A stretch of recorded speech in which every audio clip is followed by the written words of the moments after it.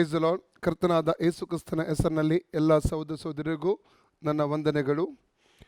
ನಾವು ಕಳೆದ ದಿವಸಗಳಿಂದ ಈ ರೀತಿಯಲ್ಲಿ ಪ್ರಕಟಣೆ ಪುಸ್ತಕವನ್ನು ಅಧ್ಯಯನ ಮಾಡ್ತಾ ನಾವು ಬಂದಿದ್ದೇವೆ. ಇವತ್ತು ಕೂಡ ಕರ್ತನು ನಮಗೆ ಒಂದು ಒಳ್ಳೆಯ ಅವಕಾಶ ಕೊಟ್ಟಿದ್ದಾನೆ. ಸುತ್ತಿ ಮತ್ತು ಆರದೆಂಬ ಯಜ್ಞವನ್ನು ಕರ್ತನು ಅಂಗೀಕಾರ ಮಾಡಿ ಮಹಿಮೆ ಹೊಂದಿದ್ದಾನೆ. ಸಮಯದಲ್ಲಿ ಪ್ರಾರ್ಥನಾ ಪೂರ್ವಕವಾಗಿ ನಾವು ದೇವರ ವಾಕ್ಯಗಳನ್ನು ಧ್ಯಾನಿಸುವ ಪ್ರಿಯರೇ. ಪ್ರೀತಿ ಸ್ವರೂಪನಾದ ನಮ್ಮ ಪರಲೋಕ ತಂದೆಯೇ, ಯೇಸುವಿನ ನಾಮದಲ್ಲಿ ಪವಿತ್ರಾತ್ಮನ ಸಹಾಯದೊಂದಿಗೆ ನಿನ್ನ ಪಾದ ಸಮ್ಮುಖಕ್ಕೆ ನಾವು ಬಂದಿದ್ದೇವೆ. ಕರ್ತನ ಒಳ್ಳೆಯ ಸಮಯಕ್ಕಾಗಿ ನಿನ್ನನ್ನು ನಾವು ಸ್ತುತಿಸಿ ಕೊಂಡಾಡ್ತಾ ಇದ್ದೇವೆ ಸ್ವಾಮಿ. ವಿಶೇಷವಾಗಿ ನಮ್ಮ ಸ್ತುತಿ ಮತ್ತು ಆರಾಧನೆ ಯಜ್ಞವನ್ನು ಅಂಗೀಕರಿಸಿ ನೀನು ಮಹಿಮೆ ಹೊಂದಿದ್ದಕ್ಕಾಗಿ ಸ್ತೋತ್ರ. ಮಾತ್ರವಲ್ಲ, ಈಗ ನಿನ್ನ ವಾಕ್ಯವನ್ನು ಧ್ಯಾನಿಸುತ್ತಿರುವ ಸಂದರ್ಭದಲ್ಲಿ ಆಳವಾದ ವಾಕ್ಯದ ಪ್ರಕಟಣೆಗಳನ್ನು, ಮರ್ಮಗಳನ್ನು, ರಹಸ್ಯಗಳನ್ನು ನಮಗೆ ಪ್ರಕಟಪಡಿಸಬೇಕೆಂಬುದಾಗಿ ನಿನ್ನಲ್ಲಿ ಕೇಳಿಕೊಳ್ತಾ ಇದ್ದೇವೆ ಸ್ವಾಮಿ. ನಮ್ಮನ್ನು ತಗ್ಗಿಸಿಕೊಂಡು ನಿನ್ನ ಪವಿತ್ರವಾದ ಕರೆಗೆ ಒಪ್ಪಿಸಿಕೊಡ್ತೇವೆ. ಯೇಸು ಕ್ರಿಸ್ತನ ಹೆಸರಿನಲ್ಲಿ ನಾವು ಬೇಡಿ ಹೊಂದಿದ್ದೇವೆ ನಮ್ಮ ತಂದೆ ಆದೇವರೇ, ಆಮೆನ್. Praise the Lord. ಪುನರಾವರ್ತಿ ಎಲ್ಲರಿಗೂ ನನ್ನ ವಂದನೆಗಳು. ನಾವು ಪ್ರಕಟಣೆ ಪುಸ್ತಕ 2ನೇ ಅಧ್ಯಾಯ 8ರಿಂದ 11ನೇ ವಾಕ್ಯ, ಎಲ್ಲ 7 ಸಭೆಗಳಲ್ಲಿ 2ನೇ ಸಭೆಯಾದಂತಹ ಸ್ಫುರ್ಣ ಸಭೆಯ ಕುರಿತಾಗಿ ನಾವು ಧ್ಯಾನ ಮಾಡ್ತಾ ಬಂದಿದ್ದೇವೆ ಪ್ರಿಯರೇ. ನಾವು ನಿನ್ನೆ ದಿವಸ ಅನೇಕ ವಿಷಯಗಳನ್ನು ನಾವು ಕಲಿತುಕೊಂಡೆವು. ಹೊಸ ವಿಷಯಗಳನ್ನು ನಿನ್ನೆ ದಿವಸ ಕಲಿತುಕೊಂಡೆವು.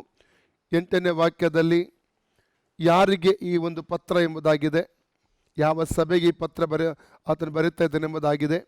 ಮತ್ತು 9ನೇ ವಾಕ್ಯದ ಆರಂಭದಲ್ಲಿ ಯಾರು ಮಾತಾಡ್ತಾ ಇದ್ದಾನೆ ಎಂಬುದಾಗಿ ನೋಡಿದ್ದೇವೆ. ಮಾತ್ರವಲ್ಲ, 9ನೇ ವಾಕ್ಯದಲ್ಲಿ 6 ವಿಷಯಗಳ ಕುರಿತಾಗಿ ಈ ಸಭೆಯ ಪರಿಸ್ಥಿತಿಯನ್ನು ನೋಡಿ ಅಲ್ಲಿ ಮಾತಾಡುವಂತಹ ಕರ್ತನಾದ ಯೇಸು ಸ್ವಾಮಿಯನ್ನು ಅಲ್ಲಿ ನಾವು ಕಾಣ್ತಾ ಇದ್ದೇವೆ. ಇವತ್ತು ನಾವು 10ನೇ ವಾಕ್ಯಕ್ಕೆ ನಾವು ಹೋಗ್ತೇವೆ. 10 ಮತ್ತು 11ನೇ ವಾಕ್ಯ. 10 ಮತ್ತು 11ನೇ ವಾಕ್ಯದಲ್ಲಿ ಮೊತ್ತವಾಗಿ 7 ಸಂಗತಿಗಳ ಕುರಿತಾಗಿ ನಾವಲ್ಲಿ ಓದ್ತೇವೆ. 7 ವಿಷಯಗಳು ಕರ್ತನಾದ ಯೇಸು ಸ್ವಾಮಿ ಎನ್ಕರೇಜ್ಮೆಂಟ್ ಮಾಡುವಂಥದ್ದು ಅಥವಾ ಪ್ರೋತ್ಸಾಹಿಸುವಂಥ 7 ಕಾರ್ಯಗಳ ಕುರಿತಾಗಿ ಇವತ್ತು ನಾವು ಧ್ಯಾನ ಮಾಡಲಿಕ್ಕೆ ನಾವು ಹೋಗ್ತೇವೆ ಪ್ರಿಯರೇ. ಈ ಸಮಯದಲ್ಲಿ ನಾವು ಪ್ರಕಟಣೆ ಪುಸ್ತಕ 2ನೇ ಅಧ್ಯಾಯ 8ರಿಂದ 11ನೇ ವಾಕ್ಯವನ್ನು ಓದಿಕೊಳ್ಳೋಣ. ಸುಲ್ಮದಲ್ಲಿರುವ ಸಭೆಯ ದೂತರಿಗೆ ಬರೆ, ಸತ್ತವರಾಗಿದ್ದೇನು ಜೀವಿತನಾಗಿ ಬಂದ ಆದ್ಯಂತನು ಹೇಳುವುದೇನೆಂದರೆ, ನಾನು ನಿನ್ನ ಸಂಕಟವನ್ನು ನಿನ್ನ ಬಡತನವನ್ನು ಬಲ್ಲೆನು, ಆದರೂ ನೀನು ಐಶ್ವರ್ಯವಂತನೇ. ಇದಲ್ಲದೆ ತಮ್ಮನ್ನು ಯಹೂದ್ಯರೆಂದು ಹೇಳಿಕೊಳ್ಳುವವರು ನಿನ್ನ ವಿಷಯವಾಗಿ ದೂಷಿಸುವುದನ್ನು ಬಲ್ಲೆನು. ಅವರು ಯಹೂದ್ಯರಲ್ಲ, ಸೈತಾನನ ಸಮಾಜದವರಾಗಿದ್ದಾರೆ.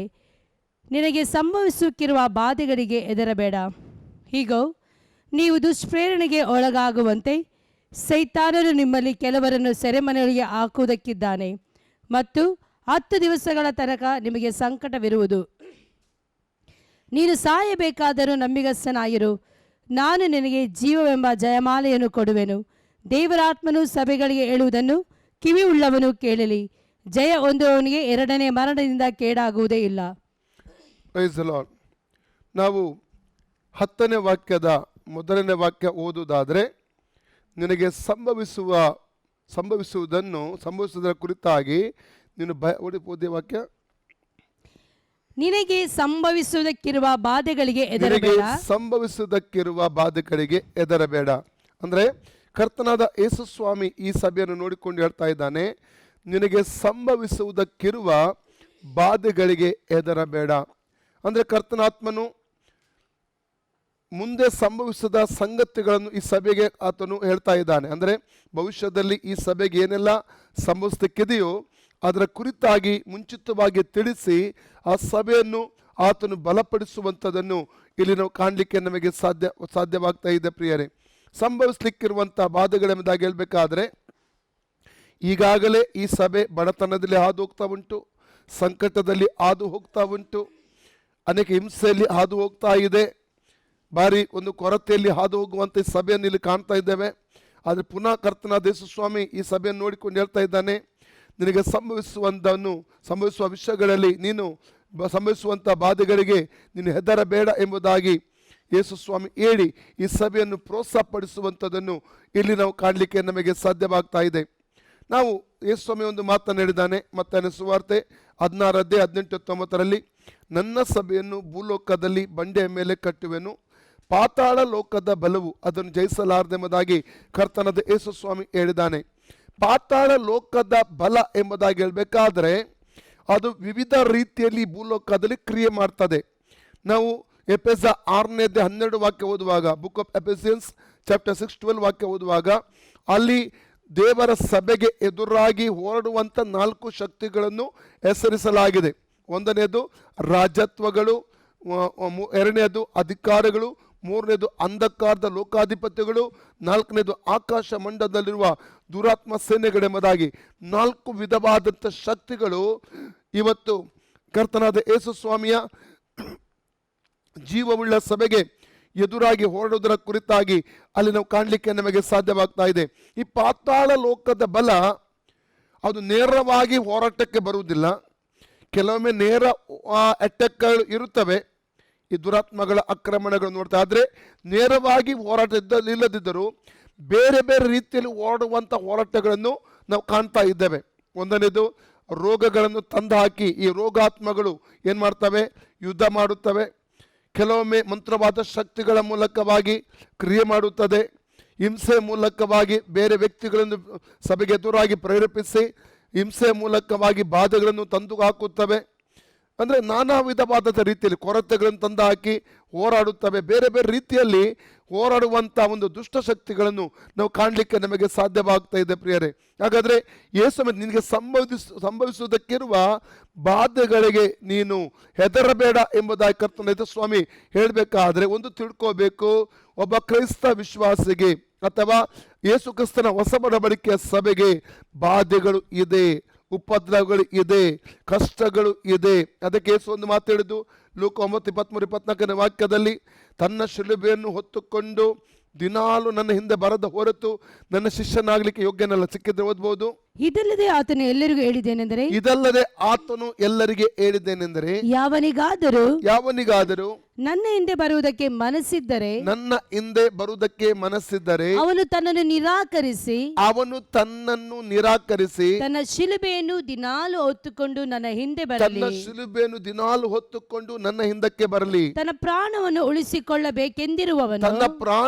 ಉಳಿಸಬೇಕೆಂದಿರುವವನು ಅದನ್ನು ಕಳಕೊಳ್ಳುವನು. ಆದರೆ ನನ್ನ ನಿಮಿತ್ತವಾಗಿ ತನ್ನ ಪ್ರಾಣವನ್ನು ಕಳಕೊಂಡವನು, ನನ್ನ ನಿಮಿತ್ತ ಯೇಸು ಹೇಳ್ತಾರೆ, ನನ್ನ ನಿಮಿತ್ತ ತನ್ನ ಪ್ರಾಣವನ್ನು ಯಾರು ಕಳಕೊಳ್ತಾನೋ ಅದನ್ನು ಉಳಿಸಿಕೊಳ್ಳುವನು. ನಾವು ಮತ್ತೆ 16:24-28 ವಾಕ್ಯ ಕೂಡ ಓದುವ. ಮ್ಯಾಥ್ಯೂ 16:24-28. ಮತ್ತು ಯೇಸು ತನ್ನ ಶಿಷ್ಯರಿಗೆ ಹೇಳಿದ್ದೇನೆಂದರೆ, ಯಾವನಿಗಾದರೂ ನನ್ನ ಹಿಂದೆ ಬರುವುದಕ್ಕೆ ಮನಸ್ಸಿದ್ದರೆ ಅವನು ತನ್ನನ್ನು ನಿರಾಕರಿಸಿ ತನ್ನ ಶಿಲುಬೆಯನ್ನು ಹೊತ್ತುಕೊಂಡು ನನ್ನ ಹಿಂದೆ ಬರಲಿ. ತನ್ನ ಪ್ರಾಣ ಇಲ್ಲಿ ಒಂದು ಇಲ್ವಾ, ಸ್ವಲ್ಪ ಫುಲ್ ಸ್ಟಾಪ್ ಕೊಡಿ. ಇಲ್ಲಿ ನಾವು ನೋಡುವಂಥದ್ದು, ಯೇಸು ಕ್ರಿಸ್ತನ ಹಿಂದಕ್ಕೆ ಯಾರೆಲ್ಲ ಹೋಗುತ್ತಾರೋ ಅವರಿಗೆ ಈ ಲೋಕದಲ್ಲಿ ಕಷ್ಟ ಇದೆ, ಸಂಕಟ ಇದೆ ಎಂಬುದಾಗಿ ಕರ್ತನಾದ ಯೇಸು ಸ್ವಾಮಿ ಹೇಳ್ತಾ ಇದ್ದಾನೆ. ಶಿಲುಬೆ ಎಂಬುದಾಗಿ ಹೇಳಬೇಕಾದ್ರೆ ಲೋಕದಲ್ಲಿ ಬರುವಂಥ ಹಿಂಸೆ, ಸಂಕಟ, ನೋವು, ಬಾಧೆಗಳು, ಉಪದ್ರವಗಳು, ಕೊರತೆಗಳು ಇವೆಲ್ಲದರ ಮಧ್ಯದಲ್ಲಿ ನಾವು ಕರ್ತನನ್ನು ಹಿಂಬಾಲಿಸಿಕೊಂಡು ಹೋಗುವುದಾಗಿದೆ. ಅಂದರೆ ಇವೆಲ್ಲ ಶಿಲುಬೆ ಆಗಿದೆ. ಈ ಲೋಕದಲ್ಲಿ ನಮಗೆ ಬರುವಂಥ ಉಪದ್ರವ, ಹಿಂಸೆ, ಸಂಕಟಗಳೆಲ್ಲ ಇವೆಲ್ಲ ಶಿಲುಬೆ ಆಗಿದೆ. ಅಂದರೆ ಯಾವ ಪರಿಸ್ಥಿತಿಯಲ್ಲಿಯೂ ಕೂಡ, ಎಂಥ ಪರಿಸ್ಥಿತಿಯಲ್ಲಿ ಕೂಡ ನಾವು ನಂಬಿಕೆಯನ್ನು ಬಿಟ್ಟು ಬಿಡದೆ ನಂಬಿಕೆಯಲ್ಲಿ ದೃಢವಾಗಿ ನಿಂತು ಕರ್ತನಾದ ಯೇಸು ಕ್ರಿಸ್ತನ ಹಿಂಬಾಲಿಸುವುದೇ ಶಿಲುಬೆಯನ್ನು ಹೊತ್ತುಕೊಂಡು ಆತನನ್ನು ಹಿಂಬಾಲಿಸುವಂಥ ಅನುಭವ ಆಗಿದೆ. ಅಲ್ಲಿ ದಿನಾಲು ಎಂಬುದಾಗಿ ಸ್ವಾಮಿ ಹೇಳ್ತಾ ಇದ್ದಾನೆ. ಒಂದು ಯಾವಾಗಲೊಮ್ಮೆ ಅಲ್ಲ, ದಿನಾಲು ಪ್ರತಿಯೊಂದು ಪರಿಸ್ಥಿತಿಯಲ್ಲಿಯೂ ನಂಬಿಕೆ ಬಿಟ್ಟು ಬಿಡದೆ ಕ್ರಿಸ್ತನ ಮೇಲಿದ್ದಂಥ ನಂಬಿಕೆ, ವಾಕ್ಯದ ಮೇಲಿದ್ದಂಥ ನಂಬಿಕೆ, ತಂದೆ ಮೇಲಿದ್ದಂಥ ನಂಬಿಕೆನ ಬಿಟ್ಟು ಬಿಡದೆ ಆತನನ್ನು ಅನುಸರಿಸುವಂಥದ್ದು, ಆತನ ಹಿಂಬಾಲಿಸುವಂಥದ್ದಾಗಿದೆ. ಶಿಲುಬೆಯನ್ನು ಹೊತ್ತುಕೊಂಡು ಪ್ರತಿದಿನ ಹಿಂಬಾಲಿಸುವಂಥ ಒಂದು ಅನುಭವ. ಕಂಟಿನ್ಯೂ ಮಾಡಿ. ತನ್ನ ಪ್ರಾಣವನ್ನು ಉಳಿಸಿಕೊಳ್ಳಬೇಕೆಂದಿರುವವನು ತನ್ನ ಪ್ರಾಣವನ್ನು ಉಳಿಸಿಕೊಳ್ಳಬೇಕೆಂದಿರುವವನು ಅದನ್ನು ಕಳಕೊಳ್ಳುವನು. ಅವನು ಕಳಕೊಳ್ಳುವನು. ಆದರೆ ನನ್ನ ನಿಮಿತ್ತವಾಗಿ ತನ್ನ ಪ್ರಾಣವನ್ನು ಕಳಕೊಂಡವನು ಅದನ್ನು ಕಂಡುಕೊಳ್ಳುವನು. ಅಲ್ಲಿ ಉಳಿಸಿಕೊಳ್ಳುವನು. ಲೂಕ 9 ನೋಡಿದೆವು, 23-24 ಕಂಡುಕೊಳ್ಳುವನು ಅಂದ್ರೆ ನಿತ್ಯತ್ವಕ್ಕೋಸ್ಕರವಾಗಿ ನಮ್ಮ ಪ್ರಾಣವನ್ನು ಕಾಪಾಡಿಕೊಳ್ತೇವೆ. ಈ ಲೋಕದಲ್ಲಿ ಸ್ವಲ್ಪ ವರ್ಷಗಳ ಒಂದು ಜೀವಿತವಾಗಿದೆ. ಈ ಲೋಕದಲ್ಲಿ ಕ್ರಿಸ್ತನಿಗಾಗಿ ನಿಲ್ಲುವಾಗ, ನಂಬಿಕೆಗೋಸ್ಕರ ನಿಲ್ಲುವಾಗ ನಾವು ಅನೇಕ ಉಪದ್ರವಗಳನ್ನು ಎದುರಿಸಬೇಕಾಗುತ್ತದೆ, ಅನೇಕ ಸಂಕಟಗಳನ್ನು ಎದುರಿಸಬೇಕಾಗುತ್ತದೆ. ಅಲ್ಲಲ್ಲಿಯ ಅನೇಕ ವಿಧವಾದಂತಹ ಸಮಸ್ಯೆಗಳನ್ನು ಎದುರಿಸಬೇಕಾಗುತ್ತದೆ. ಆದರೆ ಈ ಸಮಸ್ಯೆಗಳ ಮಧ್ಯದಲ್ಲಿ ಕೂಡ ನಂಬಿಕೆಯಲ್ಲಿ ನಾವು ದೃಢವಾಗಿ ನಿಲ್ಲುವುದಾದರೆ ಪ್ರಿಯರೇ, ನಾವು ನಿತ್ಯತ್ವಕ್ಕೋಸ್ಕರವಾಗಿ ನಮ್ಮ ಪ್ರಾಣವನ್ನು ಕಾಪಾಡಿಕೊಳ್ತೇವೆ, ಉಳಿಸಿಕೊಳ್ತೇವೆ ಎಂಬುದಾಗಿ ಕರ್ತನಾತ್ಮನಲ್ಲಿ ಇಲ್ಲಿ ಹೇಳುವಂಥದ್ದನ್ನು ಇಲ್ಲಿ ನಾವು ಕಾಣಲಿಕ್ಕೆ ಸಾಧ್ಯ. ಜಾನ್ 16:33 ಎಲ್ಲರಿಗೂ ಗೊತ್ತಿರುವಂಥ ವಾಕ್ಯ. ಯೋಹನ್ನ 16:33 ಅಲ್ಲಿ ಯೇಸುಸ್ವಾಮಿ ಏನು ಹೇಳ್ತಾ ಇದ್ದಾನೆ ಅಂದರೆ, ಈ ಲೋಕದಲ್ಲಿ ನಿಮಗೆ ಕಷ್ಟಗಳು ಉಂಟು, ಸಂಕಟಗಳು ಉಂಟು, ಧೈರ್ಯವಾಗಿರಿ, ನಾನು ಈ ಲೋಕವನ್ನು ಜಯಿಸಿದ್ದೇನೆಂಬುದಾಗಿ ಕರ್ತನ ಯೇಸುಸ್ವಾಮಿ ಅಲ್ಲಿ ಹೇಳುವಂಥದ್ದು ನೋಡ್ತೇವೆ. ಕೀರ್ತನೆ 34:19 ಹೇಳ್ತದೆ, Psalm 34:19 ನೀತಿವಂತನಿಗೆ ಸಂಭವಿಸುವ ಕಷ್ಟಗಳು ಅನೇಕವಿದ್ದರೂ ಯೆಹೋವನು ಅವುಗಳೊಳಗಿಂದ ಆತನನ್ನು ಬಿಡಿಸುವನೆಂಬುದಾಗಿ ಅಲ್ಲಿ ತಂದೆಯಾದ ದೇವರು ಹೇಳುವಂಥದ್ದನ್ನು ಇಲ್ಲಿ ಕಾಣ್ತಾ ಇದ್ದೇವೆ ಪ್ರಿಯರೇ. ಆದರೆ ಒಂದು ತಿಳ್ಕೋಬೇಕು, ನಮಗೆ ಬರುವಂಥ ಕಷ್ಟ, ಈ ಲೋಕದಲ್ಲಿ ದೇವರ ಮಕ್ಕಳಿಗೆ ಬರುವಂಥ ಸಂಕಟಗಳು ಅದು ತಾತ್ಕಾಲಿಕವಾದದ್ದು. ಕಳೆದ ದಿವಸದಲ್ಲಿ ನಾವು ಅನೇಕ ವಾಕ್ಯಗಳನ್ನು ಧ್ಯಾನ ಮಾಡಿದ್ದೇವೆ ಪ್ರಿಯರೇ. 1 ಪೇತ್ರ 1:7 ವಾಕ್ಯ ಓದುವ. 1 Peter chapter 1:7. ಬಂಗಾರವು ನಾಶವಾಗುವಂತದ್ದಾಗಿದ್ದರೂ ಅದನ್ನು ಬೆಂಕಿಯಲ್ಲಿ ಪುಟ ಹಾಕಿ ಶೋಧಿಸುವುದುಂಟಷ್ಟೇ. ಬಂಗಾರಕ್ಕಿಂತ ಅಮೂಲ್ಯವಾಗಿರುವ ನಿಮ್ಮ ನಂಬಿಕೆಯು ಈ ಕಷ್ಟಗಳಿಂದ ಶೋಧಿತವಾಗಿ ಯೇಸು ಕ್ರಿಸ್ತನು ಪ್ರತ್ಯಕ್ಷನಾಗುವಾಗ ನಿಮಗೆ ಕೀರ್ತಿ, ಪ್ರಭಾವ, ಮಾನಗಳನ್ನು ಉಂಟು ಮಾಡುವುದು. ಎಲ್ಲಕ್ಕಿಂತ 5ನೇ ವಾಕ್ಯ ಕೂಡ ಓದಿ ಮೊದಲು.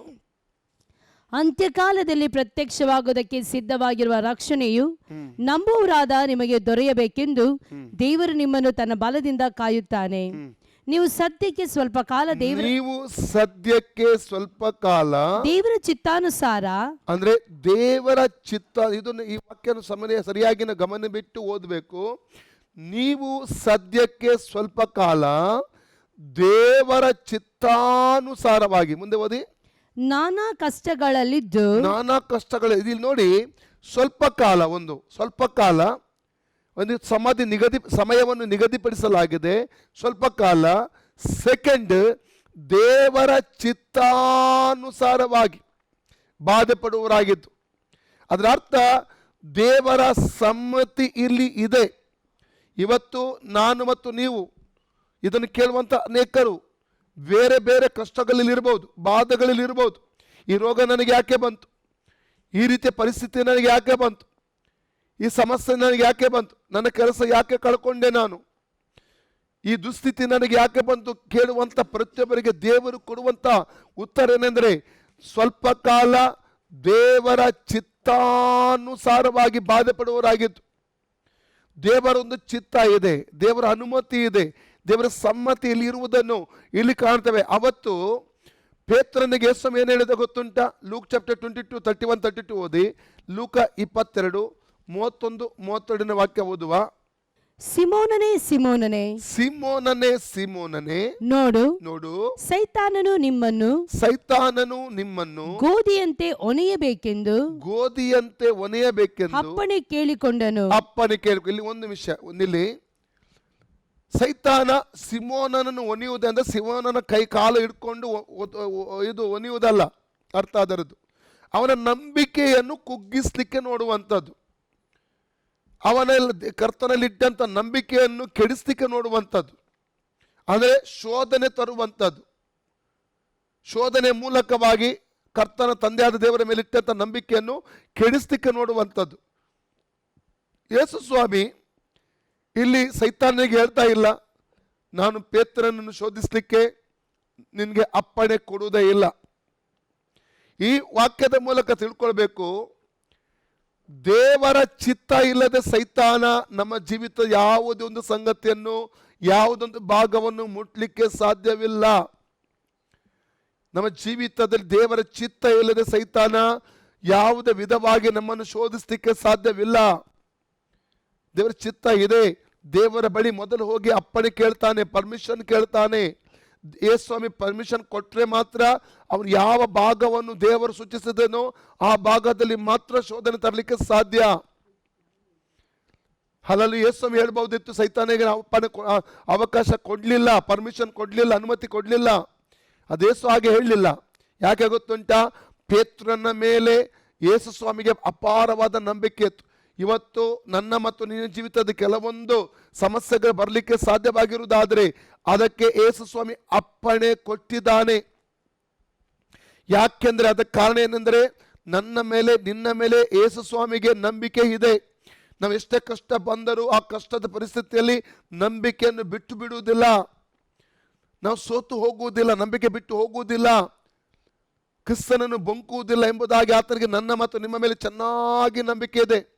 ಇಲ್ಲೊಂದು ಬೆರಳಿಟ್ಟುವುದಾದರೆ ಯೋಬನ ಪುಸ್ತಕಕ್ಕೆ ಬರುವುದ, ಯೋಬನ ಪುಸ್ತಕ ನಾವು 1ನೇ ಅಧ್ಯಾಯಕ್ಕೆ ನಾವು ಅಲ್ಲಿ ಬರುವುದಾದರೆ ಪ್ರಿಯರೇ, ಆಕ್ಚುಲಿ 8ನೇ ವಾಕ್ಯದಿಂದ ನಾವು 8ನೇ ವಾಕ್ಯದಿಂದ ದೇವರು ಯಾವಾಗ ಈ ಯೋಬನ ಕುರಿತಾಗಿ ಆತನಿಗೆ ಹೇಳುವಂಥದ್ದು 8ರಿಂದ 9, 10, 11 ವಾಕ್ಯದವರೆಗಿನ ಬರುವುದಾದರೆ ಅಲ್ಲಿ ಸ್ಪಷ್ಟವಾಗಿ ಅರ್ಥ ಆಗ್ತದೆ ಯಾಕೆ ಯೋಬನ ಜೀವಿತದಲ್ಲಿ ಕೆಲವೊಂದು ಸಂಗತಿಗಳು ನಡೆದು ಎಂಬುದಾಗಿ. ಸಿಕ್ಕಿದ್ರೆ ಓದಿ. ಆಗ ಯೆಹೋವನು, ನನ್ನ ದಾಸನಾದ ಯೋಬನ ಮೇಲೆ ಗಮನವಿಟ್ಟಿಯಾ?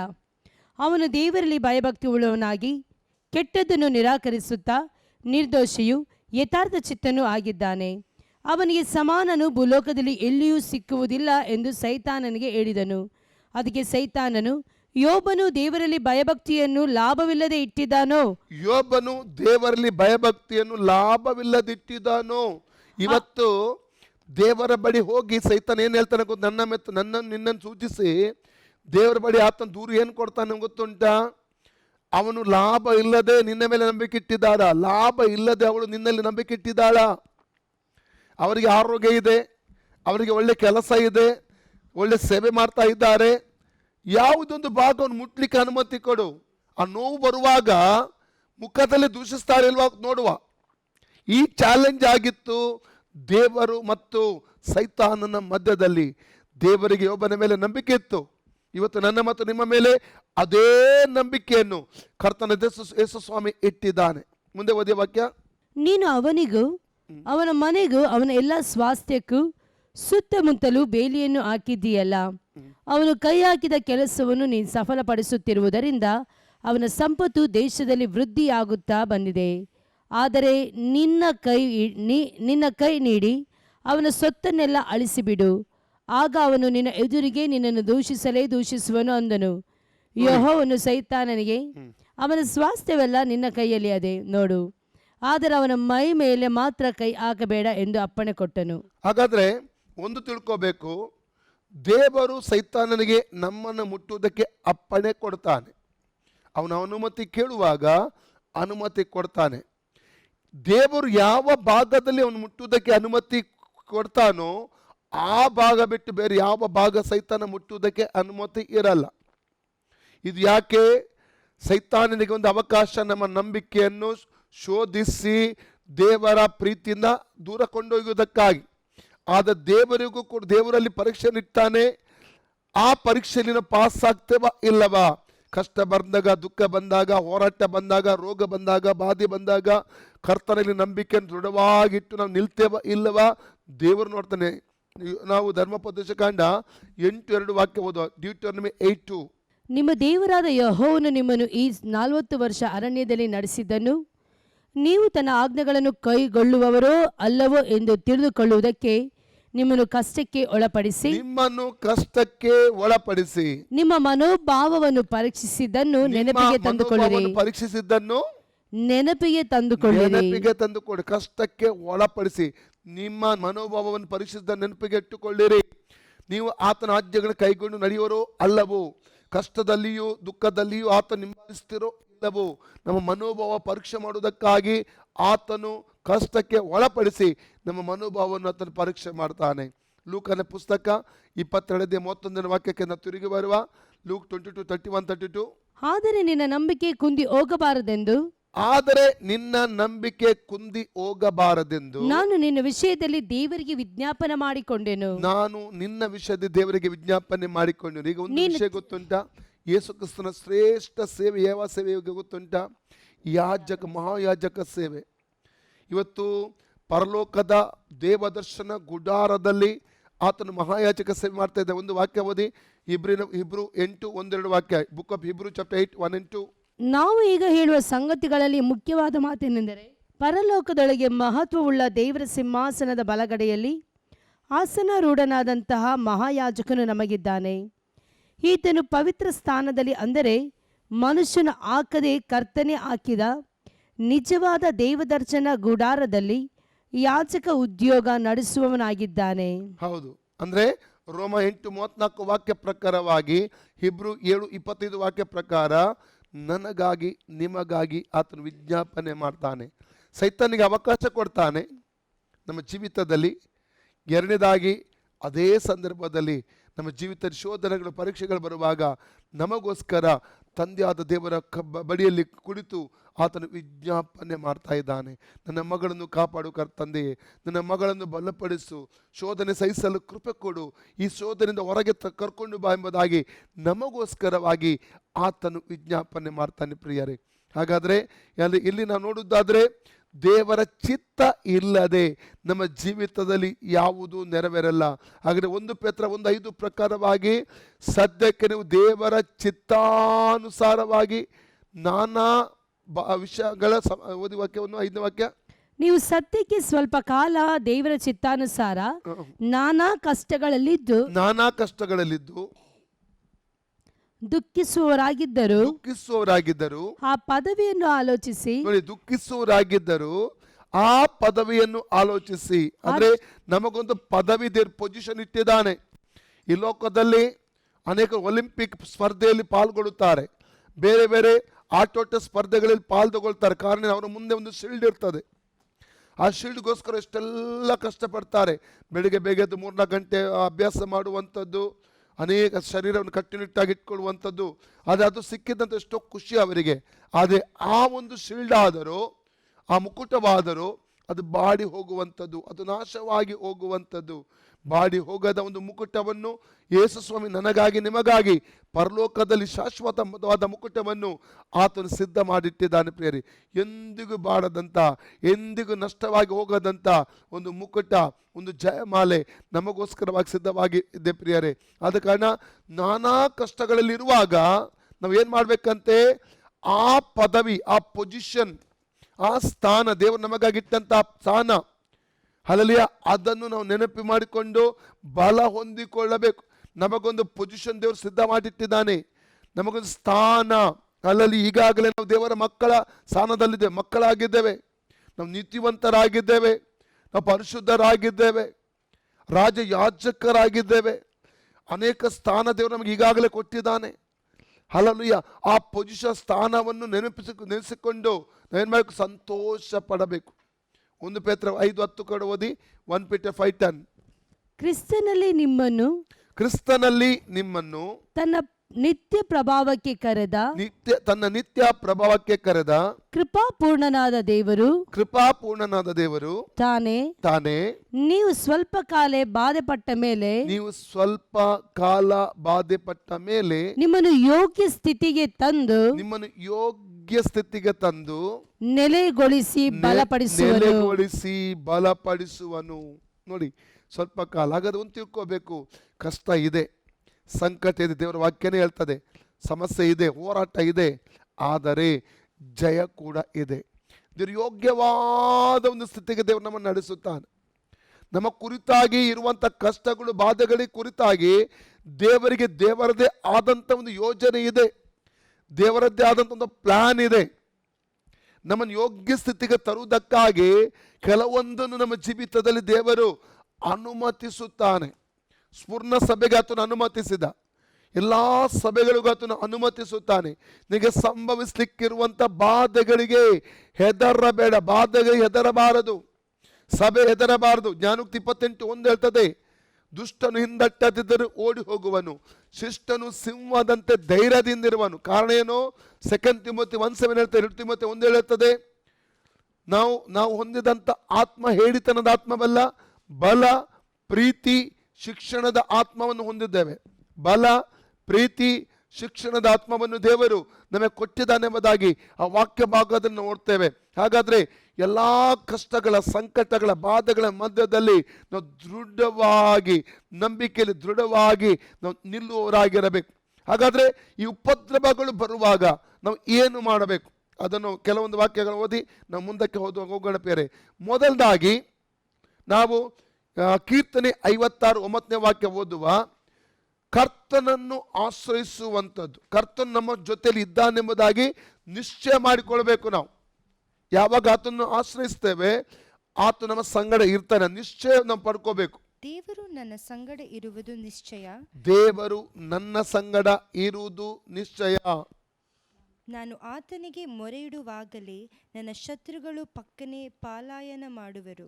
ನಾನು ಆತನಿಗೆ ಮೊರೆಯಿಡುವಾಗಲೇ ನನ್ನ ಶತ್ರುಗಳು ಪಕ್ಕನೆ ಪಲಾಯನಗೊಳ್ಳುವರು. ಅಂದ್ರೆ ದೇವರು ನನ್ನ ಸಂಗಡ ಇರುವುದು ನಿಶ್ಚಯ. ಆ ಖಚಿತತೆ ನಮಗೆ ಬೇಕು. ನೋಡಿ, ಕೀರ್ತನೆ 23:4 ವಾಕ್ಯದಲ್ಲಿ ದಾವೀದನು ಹೇಳ್ತಾನೆ, ನಾನು ಕಾರ್ಗತ್ತಲಿನ ಕಣಿವೆಯಲ್ಲಿ ಹಾದು ಹೋಗುವಾಗಲೂ ನೀನು ಹತ್ತಿರವಿರುವುದರಿಂದ ಕೇಡಿಗೆ ಹೆದರೆನು, ನಿನ್ನ ದೊಣ್ಣೆ ನಿನ್ನ ಕೋಲು ನನ್ನನ್ನು ಧೈರ್ಯ ಪಡಿಸುತ್ತದೆ ಎಂಬುದಾಗಿ ಅಲ್ಲಿ ಹೇಳುವಂತ ನೋಡ್ತೇವೆ. ಅನೇಕ ಸಲ ನಾವು ಏನು ಯೋಚನೆ ಮಾಡ್ತೇವೆ, ದೇವರು ನನ್ನ ಜೊತೆಯಲ್ಲಿಲ್ಲ, ದೇವರು ನನ್ನ ಕೈ ಬಿಟ್ಟಿದ್ದಾನೆ, ದೇವರು ನನ್ನ ಜೊತೆಗೆ ಮಾತನಾಡ್ತಾ ಇಲ್ಲ. ಕಳೆದ ದಿವಸಗಳಲ್ಲಿ ಒಬ್ಬ ಸೇವಕರ ಜೊತೆ ನಾನು ಮಾತಾಡಿದೆ. ತುಂಬ ಕುಗ್ಗಿ ಹೋಗಿದ್ದರು. ಒಂದು ರೋಗದ ನಿಮಿತ್ತ ಕೆಲವೊಂದು ಸಮಸ್ಯೆಗಳು ಕೂಡ ಅವರ ಜೀವಿತದಲ್ಲಿ ಇದ್ದವು. ಕೆಲವೊಂದು ಭಯಂಕರವಾದಂಥ ಪರೀಕ್ಷೆಯ ಸಮಯದಲ್ಲಿ ಅವರು ಮಾತ್ರವಲ್ಲ, ಅವರ ಇಡೀ ಕುಟುಂಬ ಹಾದು ಹೋಗ್ತಾ ಇತ್ತು. ಅವ್ರನ್ನ ಎನ್ಕರೇಜ್ ಮಾಡ್ತಾ ಇದ್ದೆ ನಾನು, ಫೋನ್ ಮಾಡ್ತಾ ಅವ್ರ ಜೊತೆಗೆ ಮಾತಾಡ್ತಾ, ವಾಕ್ಯ ಕೊಡುತ್ತಾ, ಅವರಿಗೋಸ್ಕರ ಪ್ರಾರ್ಥಿಸುತ್ತಾ ಅವರಿಗೆ ತುಂಬ ಎನ್ಕರೇಜ್ ಮಾಡ್ತಾ ಇದ್ದೆ ನಾನು. ಆ ಒಂದು ಸಂದರ್ಭದಲ್ಲಿ ಅವರು ಮುಂದೆ ದಾರಿಯೇ ಇಲ್ಲ, ನಮ್ಮದು ಮುಗಿದು ಹೋಯ್ತು ಎಂಬುದಾಗಿ ಹೇಳುವಂಥ ಒಂದು ಪರಿಸ್ಥಿತಿ ನನಗೆ ತುಂಬ ಆ ಸಮಯದ ಬೇಸರ ಆಯಿತು ಪಾಪ.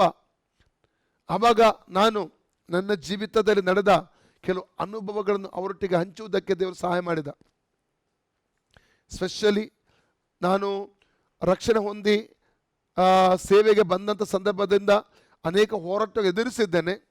ಅದಕ್ಕಿಂತಲೂ ಭಯಂಕರವಾದ ಘೋರವಾದ ಹೋರಾಟಗಳನ್ನು 2016ನೇ ಇಸವಿ ನವೆಂಬರ್ 4ನೇ ತಾರೀಕಿನಂದು ನಾವು ಅನ್ಲಿಮಿಟೆಡ್ ಪ್ರಾರ್ಥನಾ ಕೂಟವನ್ನು ಆರಂಭಿಸಿದೆವು. ಆ ಸಮಯದ ನಂತರವಾಗಿ ಇಷ್ಟು ವರ್ಷಗಳಲ್ಲಿ ಇಲ್ಲದಂಥ ಹೋರಾಟಗಳು, ಅಲ್ಲಲ್ಲಿಯ ಕೆಲವೊಂದನ್ನು ಬಹಿರಂಗವಾಗಿ ನಮಗೆ ಹೇಳಲಿಕ್ಕೆ ಸಾಧ್ಯವಿಲ್ಲ. ಅಲ್ಲಲ್ಲಿಯ ಆ ರೀತಿಯ ಒಂದು ಹೋರಾಟ ಎದುರಿಸಿದ್ದೆವು. ಆ ಏಳೆ ಅವರು ದೇವರ ಸೇವಕರಾಗಿರುವುದರಿಂದ ಅವರೊಟ್ಟಿಗೆ ನಾನು ಕೆಲವೊಂದು ಹೋರಾಟಗಳ ಕುರಿತಾಗಿ, ಸಮಸ್ಯೆಗಳ ಕುರಿತಾಗಿ ಅವ್ರಿಗೆ ಎಡೆಗೆ ನನ್ನ ಅನುಭವ ಯಾವ ರೀತಿ ಇತ್ತು ಆ ಸಂದರ್ಭದಲ್ಲಿ ಅದನ್ನು ಅವರಿಗೆ ಹೇಳಿದಾಗ ಅವ್ರು ತುಂಬ ಖುಷಿಪಟ್ಟರು. ಪ್ರಿಯರು ತುಂಬ ಬಲ ಹೊಂದಿದರು. ಅಲ್ಲಲ್ಲಿಯ ಇವತ್ತು ತುಂಬ ಖುಷಿಯಲ್ಲಿದ್ದಾರೆ. ಎಲ್ಲ ಸಮಸ್ಯೆಗಳಿಂದ ದೇವರು ಅವರಿಗೆ ಪೂರ್ಣವಾದ ಬಿಡುಗಡೆ ಕೊಟ್ಟಿದ್ದಾನೆ. ಇದು ತುಂಬ ತಿಂಗಳುಗಳ, ವರ್ಷಗಳ ಹಿಂದಿನ ಕಥೆಯಲ್ಲ. ಕಳೆದ ಕೆಲವು ದಿವಸಗಳ ಹಿಂದಿನ ಒಂದು ಲಾಕ್ಡೌನ್ ನಂತರ ಬಗ್ಗೆ ನಡೆದಂಥ ಒಂದು ಘಟನೆಯ ಬಗ್ಗೆನೇ ನನ್ನಿಮಟ್ಟಿಗೆ ನಾನು ಮಾತಾಡುವಂಥದ್ದು. ಒಂದು ವಾಕ್ಯ ಓದುವ ನಾವು 2 ಕೊರಿಂಥ 1ನೇ ಅಧ್ಯಾಯ ನಾವು 3ನೇ ವಾಕ್ಯದಿಂದ 6ನೇ ವಾಕ್ಯದವರೆಗೆ ಓದಿಕೊಳ್ಳೋಣ.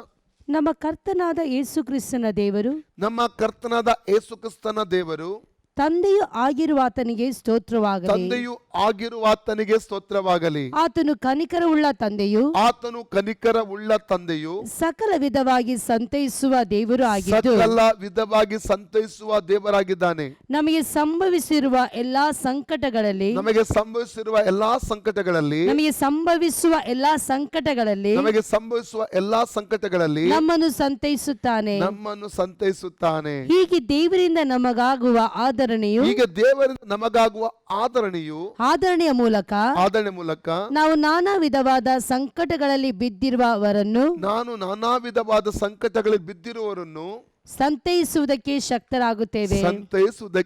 ಶಕ್ತರಾಗುತ್ತೇವೆ. ಯಾಕೆಂದರೆ ಕ್ರಿಸ್ತನ ನಿಮಿತ್ತ ನಮಗೆ ಬಾಧೆಗಳು ಹೇಗೆ ಏರಳವಾಗಿ ಉಂಟಾಗುತ್ತವೆಯೋ, ಹಾಗೆಯೇ ಆದರಣೆಯೂ ಕೂಡ ಕ್ರಿಸ್ತನ ಮೂಲಕ ಹೇರಳವಾಗಿ ಉಂಟಾಗುತ್ತದೆ. ದೇವರು ಕೈ ಬಿಡಲ್ಲ. ಕಷ್ಟಗಳು ಬರುವಾಗ, ಸಂಕಟಗಳು ಬರುವಾಗ ನಮ್ಮನ್ನು ಸಕಲ ವಿಧವಾಗಿ ಸಂತೈಸುತ್ತಾನೆ, ಆದರಣೆ ಕೊಡ್ತಾನೆ, ಬಲಪಡಿಸುತ್ತಾನೆ ಪ್ರಿಯರೇ. ಈ ಆದರಣೆ ಹೊಂದಿದ ನಂತರ, ಈ ಅನುಭವ ನಮ್ಮ ಜೀವಿತದಲ್ಲಿ ಆದ ನಂತರ, ಇದೇ ರೀತಿಯ ಕಷ್ಟಗಳು ಯಾರೆಲ್ಲ ಹಾದು ಹೋಗ್ತಾರಲ್ಲ ಅವರನ್ನು ಬಲಪಡಿಸುವುದಕ್ಕೆ ನಾವು ಶಕ್ತರಾಗುತ್ತೇವೆ. ಈ ಅನುಭವ ನಮಗಿರುವುದರಿಂದ ಈ ಅನುಭವ ನಾವು ಅವರೊಟ್ಟಿಗೆ ಹಂಚಿ ಅವರನ್ನು ಬಲಪಡಿಸುವುದಕ್ಕೆ ನಮಗೆ ಸಾಧ್ಯವಾಗುತ್ತದೆ. ನಾನು ಅವರೊಟ್ಟಿಗೆ ಮಾತಾಡಿದ ನಂತರವಾಗಿ ಆ ಸೇವಕರು ಬಲ ಹೊಂದಿದರು. ಅನೇಕ ವಿಧವಾದಂಥ ಬಿಡುಗಡೆಗಳನ್ನು ಕಳೆದ ಕೆಲವೇ ದಿವಸಗಳಲ್ಲಿ ದೇವರ ಕುಟುಂಬದಲ್ಲಿ ಮಾಡಿದ. ಇವತ್ತು ಅವರು ಆರೋಗ್ಯಭರಿತರಾಗಿ ಸಂತೋಷವಾಗಿ ಇರುವ ಹಾಗೆ ಕರ್ತನು ಆ ಕುಟುಂಬಕ್ಕೆ ದೇವರು ಸಹಾಯ ಮಾಡಿದ್ದಾನೆ ಪ್ರಿಯರೇ. ಹಾಗಾದರೆ ಒಂದು ತಿಳ್ಕೋಬೇಕು, ಕಷ್ಟಗಳು ಬರುವಂಥದ್ದು, ಸಂಕಟಗಳು ಬರುವಂಥದ್ದು ಅಲ್ಲೂಯ ದೇವರ ಚಿತ್ತದಿಂದ. ಅದು ಎಲ್ಲದರ ಮಧ್ಯದಲ್ಲಿ ದೇವರು ನಮ್ಮೊಂದಿಗೆ ಇದ್ದಾನೆಂಬ ನಿಶ್ಚಯ ನಮ್ಮೊಳಗಿರಬೇಕು. ವಾಗ್ದಾನಗಳು ನಂಬಬೇಕು, ನಾವು ವಾಕ್ಯಗಳು ನಂಬಬೇಕು. ವಾಕ್ಯದಲ್ಲಿ ಆತನ ಏನು ಹೇಳಿದ್ದಾನೆ? ಮತ್ತೆ 28:20 ಯುಗದ ಸಮಾಪ್ತಿಯವರೆಗೆ ನಾನು ನಿಮ್ಮ ಕೂಡ ಇದ್ದೇನೆ. ಧರ್ಮೋಪದೇಶಗಳ 31, 6 ಮತ್ತು 8ನೇ ವಾಕ್ಯ. ಹೆಬ್ರಿಯ 13:5-6 ವಾಕ್ಯ ಹೇಳ್ತದೆ, ನಾನು ನಿಮ್ಮನ್ನು ತೊರೆದು ಬಿಡುವುದಿಲ್ಲ, ನಾನು ನಿಮ್ಮನ್ನು ಕೈ ಬಿಡುವುದಿಲ್ಲ ಎಂಬುದಾಗಿ ಹೇಳಿದ ದೇವರು ನಮ್ಮನ್ನು ಎಲ್ಲ ಪರಿಸ್ಥಿತಿ ತೊರೆದು ಬಿಡದೆ, ಕೈ ಬಿಡದೆ ನಮ್ಮನ್ನು ಆಧರಿಸಿ ನಡೆಸುವಂಥ ದೇವರಾಗಿದ್ದಾನೆ. ಆ ನಿಶ್ಚಯ ನಮಗಿರಬೇಕು, ದೇವರು ನನ್ನೊಟ್ಟಿಗೆ ಇದ್ದಾನೆ. ಯಾವತ್ತು ದೇವರು ನಮ್ಮೊಟ್ಟಿಗೆ ಇಲ್ಲ ಎಂಬುದಾಗಿ ನಾವು ಹೇಳಬಾರ್ದು. ದೇವರು ಇದ್ದಾನೆ, ನಮ್ಮೊಟ್ಟಿಗೆ ಇದ್ದಾನೆ, ನನ್ನ ನಡೆಸ್ತಾ ಇದ್ದಾನೆ. ಆ ನಂಬಿಕೆಯೊಂದಿಗೆ ನಾವೆಲ್ಲ ಪರಿಸ್ಥಿತಿಗೆ ನಿಲ್ಲುವವರಾಗಿರಬೇಕು ಪ್ರಿಯರೇ. ಎರಡನೇದಾಗಿ ಆತನನ್ನು ಆಶ್ರಯಿಸಬೇಕು. 2 ಪೂರ್ವ 23ನೇ ವಾಕ್ಯ. ಒಂದನೇದಾಗಿ ದೇವರು ನಮ್ಮೊಟ್ಟಿಗಿದ್ದ ನಿಶ್ಚಯ ನಮಗೆ ಬೇಕು. ಎರಡನೇದಾಗಿ ದೇವರನ್ನು ಆಶ್ರಯಿಸಬೇಕು. ಕೀರ್ತನೆ 2 ಪೂರ್ವ 23ನೇ ವಾಕ್ಯ. 2 Chronicles chapter 20 verses 3. ಯೆಹೋಷಾಫಾಟನು ಎದಿರಿ ಯೆಹೋವನನ್ನೇ ಆಶ್ರಯಿಸಿಕೊಳ್ಳಬೇಕೆಂದು ನಿರ್ಣಯಿಸಿಕೊಂಡು ಯಹೂದ್ಯರೆಲ್ಲರೂ ಉಪವಾಸ ಮಾಡಬೇಕೆಂದು ಪ್ರಕಟಿಸಿದನು. ಬಸ್.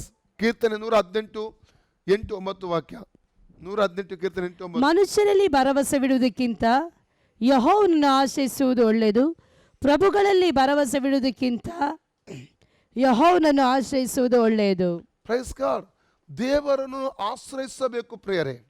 ಅದು ಒಳ್ಳೆಯ ಸಮಯ. ದೇವರು ನಮ್ಮನ್ನು ಏನು ಮಾಡ್ತಾನಂದರೆ, ನಾವು ಯಾವುದಕ್ಕೋ ಡಿಪೆಂಡ್ ಆಗಿ ನಿಂತಿರ್ತೇವೆ, ಯಾವುದೊಂದು ಸಂಗತಿ ಡಿಪೆಂಡ್ ಆಗಿರ್ತೇವೆ, ನಿರ್ಭಯವಾಗಿರ್ತೇವೆ. ದೇವರನ್ನು ಡಿಪೆಂಡ್ ಮಾಡಿಕೊಂಡು, ದೇವರನ್ನು ಆಧಾರ ಮಾಡಿಕೊಂಡಿರುವುದಿಲ್ಲ. ಕೆಲವೊಂದು ದೇವರು ಅನುಮತಿಸಿ ನಮ್ಮ ಜೀವಿತದಲ್ಲಿ ಆತನಿಗೆ ಡಿಪೆಂಡ್ ಆಗುವ ಹಾಗೆ ಮಾಡ್ತಾನೆ. ದೇವರನ್ನು ಆಶ್ರಯಿಸಬೇಕು. ಎಂತಹ ಸಂದರ್ಭದಲ್ಲಿ ಕೂಡ ಮನುಷ್ಯರನ್ನು ಆಶ್ರಯಿಸುವಂಥದ್ದಲ್ಲ, ನಾವು ದೇವರನ್ನು ಆಶ್ರಯಿಸಬೇಕು. ಯಾಕಂದರೆ ಯೆರೆಮೀಯನ ಪುಸ್ತಕ 17:5 ವಾಕ್ಯ ಹೇಳ್ತದೆ, ಮನುಷ್ಯರನ್ನು ದೇವರನ್ನು ತೊರೆದು ಮನುಷ್ಯರನ್ನು ತನ್ನ ಭುಜಬಲವೆಂಬುದಾಗಿ ಹೇಳುವುದು ಶಾಪಗ್ರಸ್ತನೆಂಬುದಾಗಿ. ಓದಿ 17:5. ಯೆಹೋವನು ಹೀಗನ್ನುತ್ತಾನೆ, ಮಾನವ ಮಾತ್ರದವರಲ್ಲಿ ಭರವಸವಿಟ್ಟು ನರ ಜನ್ಮದವರನ್ನು ತನ್ನ ಭುಜಬಲವೆಂದು ತಿಳಿದು ಯೆಹೋವನನ್ನು ತೊರೆಯುವ ಮನಸ್ಸುಳ್ಳವನು ಶಾಪಗ್ರಸ್ತನು. ಹೇಗಿರ್ತಾನೆ? 6ನೇ ವಾಕ್ಯ ಹೇಳಿ. ಇವನು ಅಡವಿಯಲ್ಲಿನ ಜಾಲಿಗೆ ಸಮಾನನು, ಅಡವಿಯಲ್ಲಿನ ಜಾಲಿಗೆ ಸಮಾನನು. ಶುಭ ಸಂಭವಿಸಿದರೂ ಅದನ್ನು ಕಾಣನು, ಅದನ್ನು ಕಾಣನು. ಯಾರು ವಾಸಿಸದ ಚೌಳು ನೆಲವಾಗಿರುವ ಅರಣ್ಯದ ಬೆಗ್ಗಾಡಿನಲ್ಲಿ ವಾಸಿಸುವ ಸ್ಥಿತಿಗೆ ಅವನದು. ಓಕೆ. ಆದ್ರೆ 7ನೇ ವಾಕ್ಯ, ಕಳೆದ ದಿವಸ 7 ಮತ್ತು 8 ವಾಕ್ಯ ಕೂಡ ಓದಿ. ಯಾವನು ಯೆಹೋವನಲ್ಲಿ ನಂಬಿಕೆ ಇಟ್ಟಿದ್ದಾನೋ, ಯಾವನು ಯೆಹೋವನಲ್ಲಿ ನಂಬಿಕೆ ಇಟ್ಟಿದ್ದಾನೋ, ಯಾವನಿಗೆ ಯೆಹೋವನು ಭರವಸವಾಗಿದ್ದಾನೋ, ಯೆಹೋವನು ಭರವಸನಾಗಿದ್ದಾನೋ, ಅವನು ಧನ್ಯನು. ನೀರಾವರಿಯಲ್ಲಿ ನೆಡಲ್ಪಟ್ಟು ಹೊಳೆಯ ದಡದಲ್ಲಿ ತನ್ನ ಬೇರುಗಳನ್ನು ಹರಡಿ, ಹೊಳೆಯ ದಡದಲ್ಲಿ ಅದರ ಬೇರುಗಳು ಹರಡಿ, ಧಗೆಗೆ ಭಯಪಡದೆ ಹಸುರೆಲೆಯನ್ನು ಬಿಡುತ್ತಾ ಕ್ಷಾಮ ವರ್ಷದಲ್ಲಿಯೂ ನಿಶ್ಚಿಂತೆಯಾಗಿ ಸದಾ ಫಲ ಕೊಡುತ್ತಾ ಇರುವ ಮರಕ್ಕೆ ಸಮಾನನಾಗಿರುವನು. ಸುಂದರವಾದಂಥ ವಾಕ್ಯ. ಎರಡನೇದಾಗಿ ದೇವರನ್ನು ಆಶ್ರಯಿಸಬೇಕು. ಏನೇ ಇದ್ರೂ ಕೂಡ ದೇವರನ್ನು ಆಶ್ರಯಿಸುವುದಾದ್ರೆ ದೇವರು ದೊಡ್ಡ ಕಾರ್ಯ ನಮ್ಮ ಜೀವಿತದಲ್ಲಿ ಮಾಡುತ್ತಾನೆ ಪ್ರಿಯರೇ. ಒಂದು ವಾಕ್ಯ ಓದಿ. 2 ಪೂರ್ವಕಾಲ 16ನೇ ಅಧ್ಯಾಯ, ನಾವು 7, 8, 9 ವಾಕ್ಯ ಓದುವ. ಆ ಕಾಲದಲ್ಲಿ ದರ್ಶಿಯಾದ ಅನಾನಿಯು ಯಹೂದ್ಯರ ಅರಸನಾದ ಆಸನ ಬಳಿಗೆ ಬಂದು 6ನೇ ವಾಕ್ಯದಿಂದ 5ನೇ ವಾಕ್ಯದಿಂದ ಓದಿ. ಬಾಷನು ಈ ಸುದ್ದಿಯನ್ನು ಕೇಳಿದಾಗ ರಾಮಕೋಟೆ ಕಟ್ಟಿಸುವ ಕೆಲಸವನ್ನು ನಿಲ್ಲಿಸಿ ಬಿಟ್ಟನು. ಅನಂತರ ಅರಸನಾದ ಆಸನು ಎಲ್ಲ ಯಹೂದ್ಯನನ್ನು ಕರೆಸಿ ಬಾಷನು ರಾಮಕೋಟೆಗಾಗಿ ತರಿಸಿದ್ದ ಕಲ್ಲು ಮರಗಳನ್ನು ಇವರು ಮುಖಾಂತರವಾಗಿ ತೆಗೆದುಕೊಂಡು ಹೋಗಿ ಗೇಬಾ ಮಿಚ್ಬಾ ಎಂಬ ಪಟ್ಟಣಗಳನ್ನು ಭದ್ರಪಡಿಸಿದನು. ಆ ಕಾಲದಲ್ಲಿ ದರ್ಶಿಯಾದ ಹನನಿಯು ಯಹೂದ್ಯರ ಅರಸನಾದ ಆಸನ ಬಳಿಗೆ ಬಂದು ಅವನಿಗೆ, ನೀನು ನಿನ್ನ ದೇವರಾದ ಯೆಹೋವನ ಮೇಲೆ ಆತುಕೊಳ್ಳದೆ ಅರಾಮ್ಯರ ಅರಸನ ಮೇಲೆ ಆತುಕೊಂಡದರಿಂದ ಅರಾಮ್ ರಾಜ್ಯದ ಸೈನ್ಯವು ನಿನ್ನ ಕೈಗೆ ಬೀಳದಂತೆ ತಪ್ಪಿಸಿಕೊಂಡಿತು.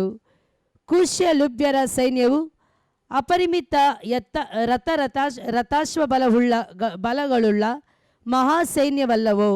ನೀನು ಯೆಹೋವನ ಮೇಲೆ ಆತುಕೊಂಡದ್ದರಿಂದ ಆತನು ಅದನ್ನು ನಿನ್ನ ಕೈಗೆ ಒಪ್ಪಿಸಿಕೊಟ್ಟನು.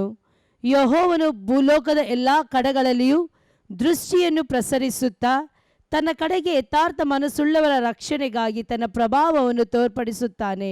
ನೋಡಿ, ಸುಂದರವಾದಂಥ ವಾಕ್ಯಲ್ಲಿ ನೋಡ್ತಾ ಇದ್ದೇವೆ.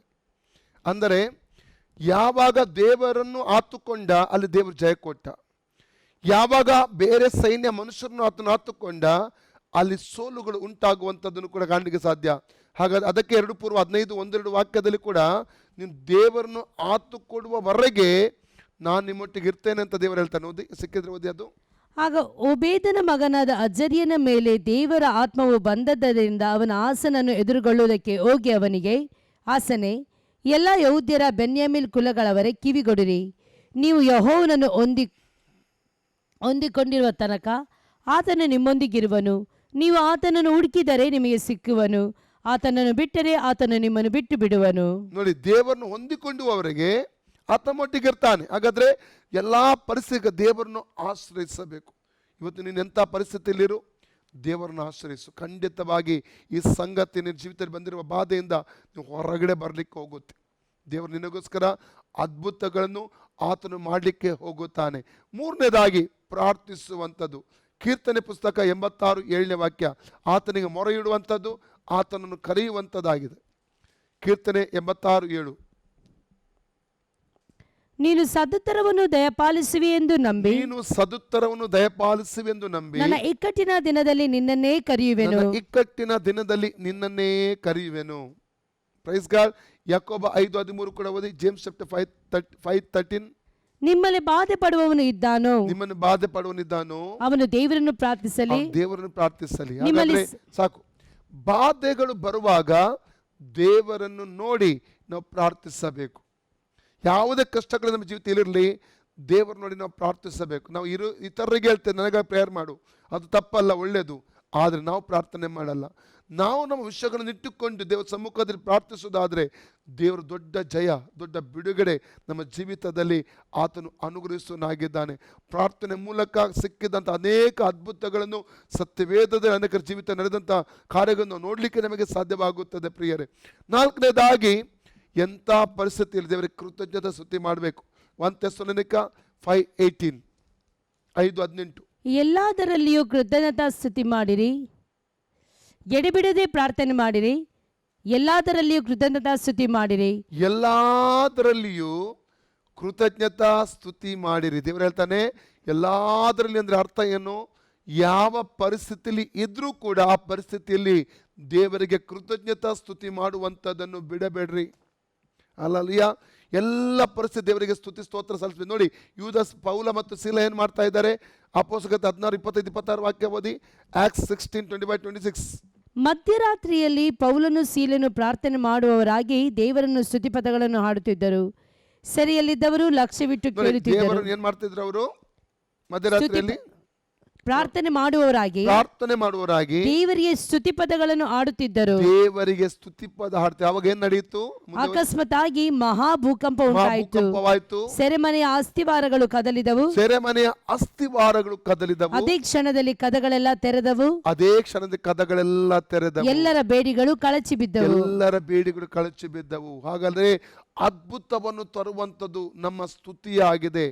ಎಂತ ಅದ್ಭುತವನ್ನು ತರುವಂಥದ್ದು ಹಾಲಲಿಯ ನಮ್ಮ ಮಾಡುವಂತಹ ಒಂದು ಸ್ತುತಿ ಮತ್ತು ಆರಾಧನೆಯಾಗಿದೆ. ಕಾರಣ ಅಂದರೆ ಹಾಲಲ್ಲಿಯ ಸ್ತುತಿ ಮತ್ತು ಆರಾಧನೆ ದೇವರ ಪ್ರಸನ್ನತೆಯನ್ನು ಬಿಡುಗಡೆ ಮಾಡ್ತದೆ. ಕೀರ್ತನೆ 22:3 ಓದುವಾಗ ಇಸ್ರಾಯೇಲರ ಸ್ತುತಿಯ ಸಿಂಹಾಸನದಲ್ಲಿ ಆತನು ಆಸನ ರೂಢನಾಗಿದ್ದಾನೆಂಬುದಾಗಿ ಆ ವಾಕ್ಯದಲ್ಲಿ ಓದಲಿಕ್ಕೆ ನಮಗೆ ಸಾಧ್ಯವಾಗುತ್ತದೆ ಪ್ರಿಯರೇ. ಹಾಗಾದರೆ ಎಲ್ಲ ಪರಿಸ್ಥಿತಿಯಲ್ಲಿ ನಾವು ಏನು ಮಾಡಬೇಕು? ಕರ್ತನ ಮುಖವನ್ನು ನೋಡಿ ಆತನಿಗೆ ಕೃತಜ್ಞತಾ ಸ್ತುತಿಯನ್ನು ಸಲ್ಲಿಸಬೇಕು. ಯೋಬ 1:21 ಓದುವಾಗ ಯೋಬನ ಹೇಳಿದ, ಯೆಹೋವನೇ ಕೊಟ್ಟನು, ಯೆಹೋವನೇ ತೆಗೆದುಕೊಂಡನು, ಆತನ ನಾಮಕ್ಕೆ ಸ್ತೋತ್ರವಾಗಲಿ ಎಂಬುದಾಗಿ ಹೇಳಿ ಕರ್ತನನ್ನು ಮಹಿಮೆಪಡಿಸುವಂಥದ್ದನ್ನು ಅಲ್ಲಿ ಕಾಣ್ತೇವೆ. ಇವಾಗ 5ನೇದಾಗಿ ನಾವು ಏನು ಮಾಡಬೇಕು? ಬಾಧೆಗಳ ಮಧ್ಯದಲ್ಲಿ 1 ಪೇತ್ರ 5:9, 1 Peter 5:9, ನಂಬಿಕೆಯಲ್ಲಿ ದೃಢವಾಗಿದ್ದು ಸೈತಾನನ್ನು ಎದುರಿಸಬೇಕು. ನೀವು ನಂಬಿಕೆಯಲ್ಲಿ ದೃಢವಾಗಿದ್ದು ಅವನನ್ನು ಎದುರಿಸಿರಿ.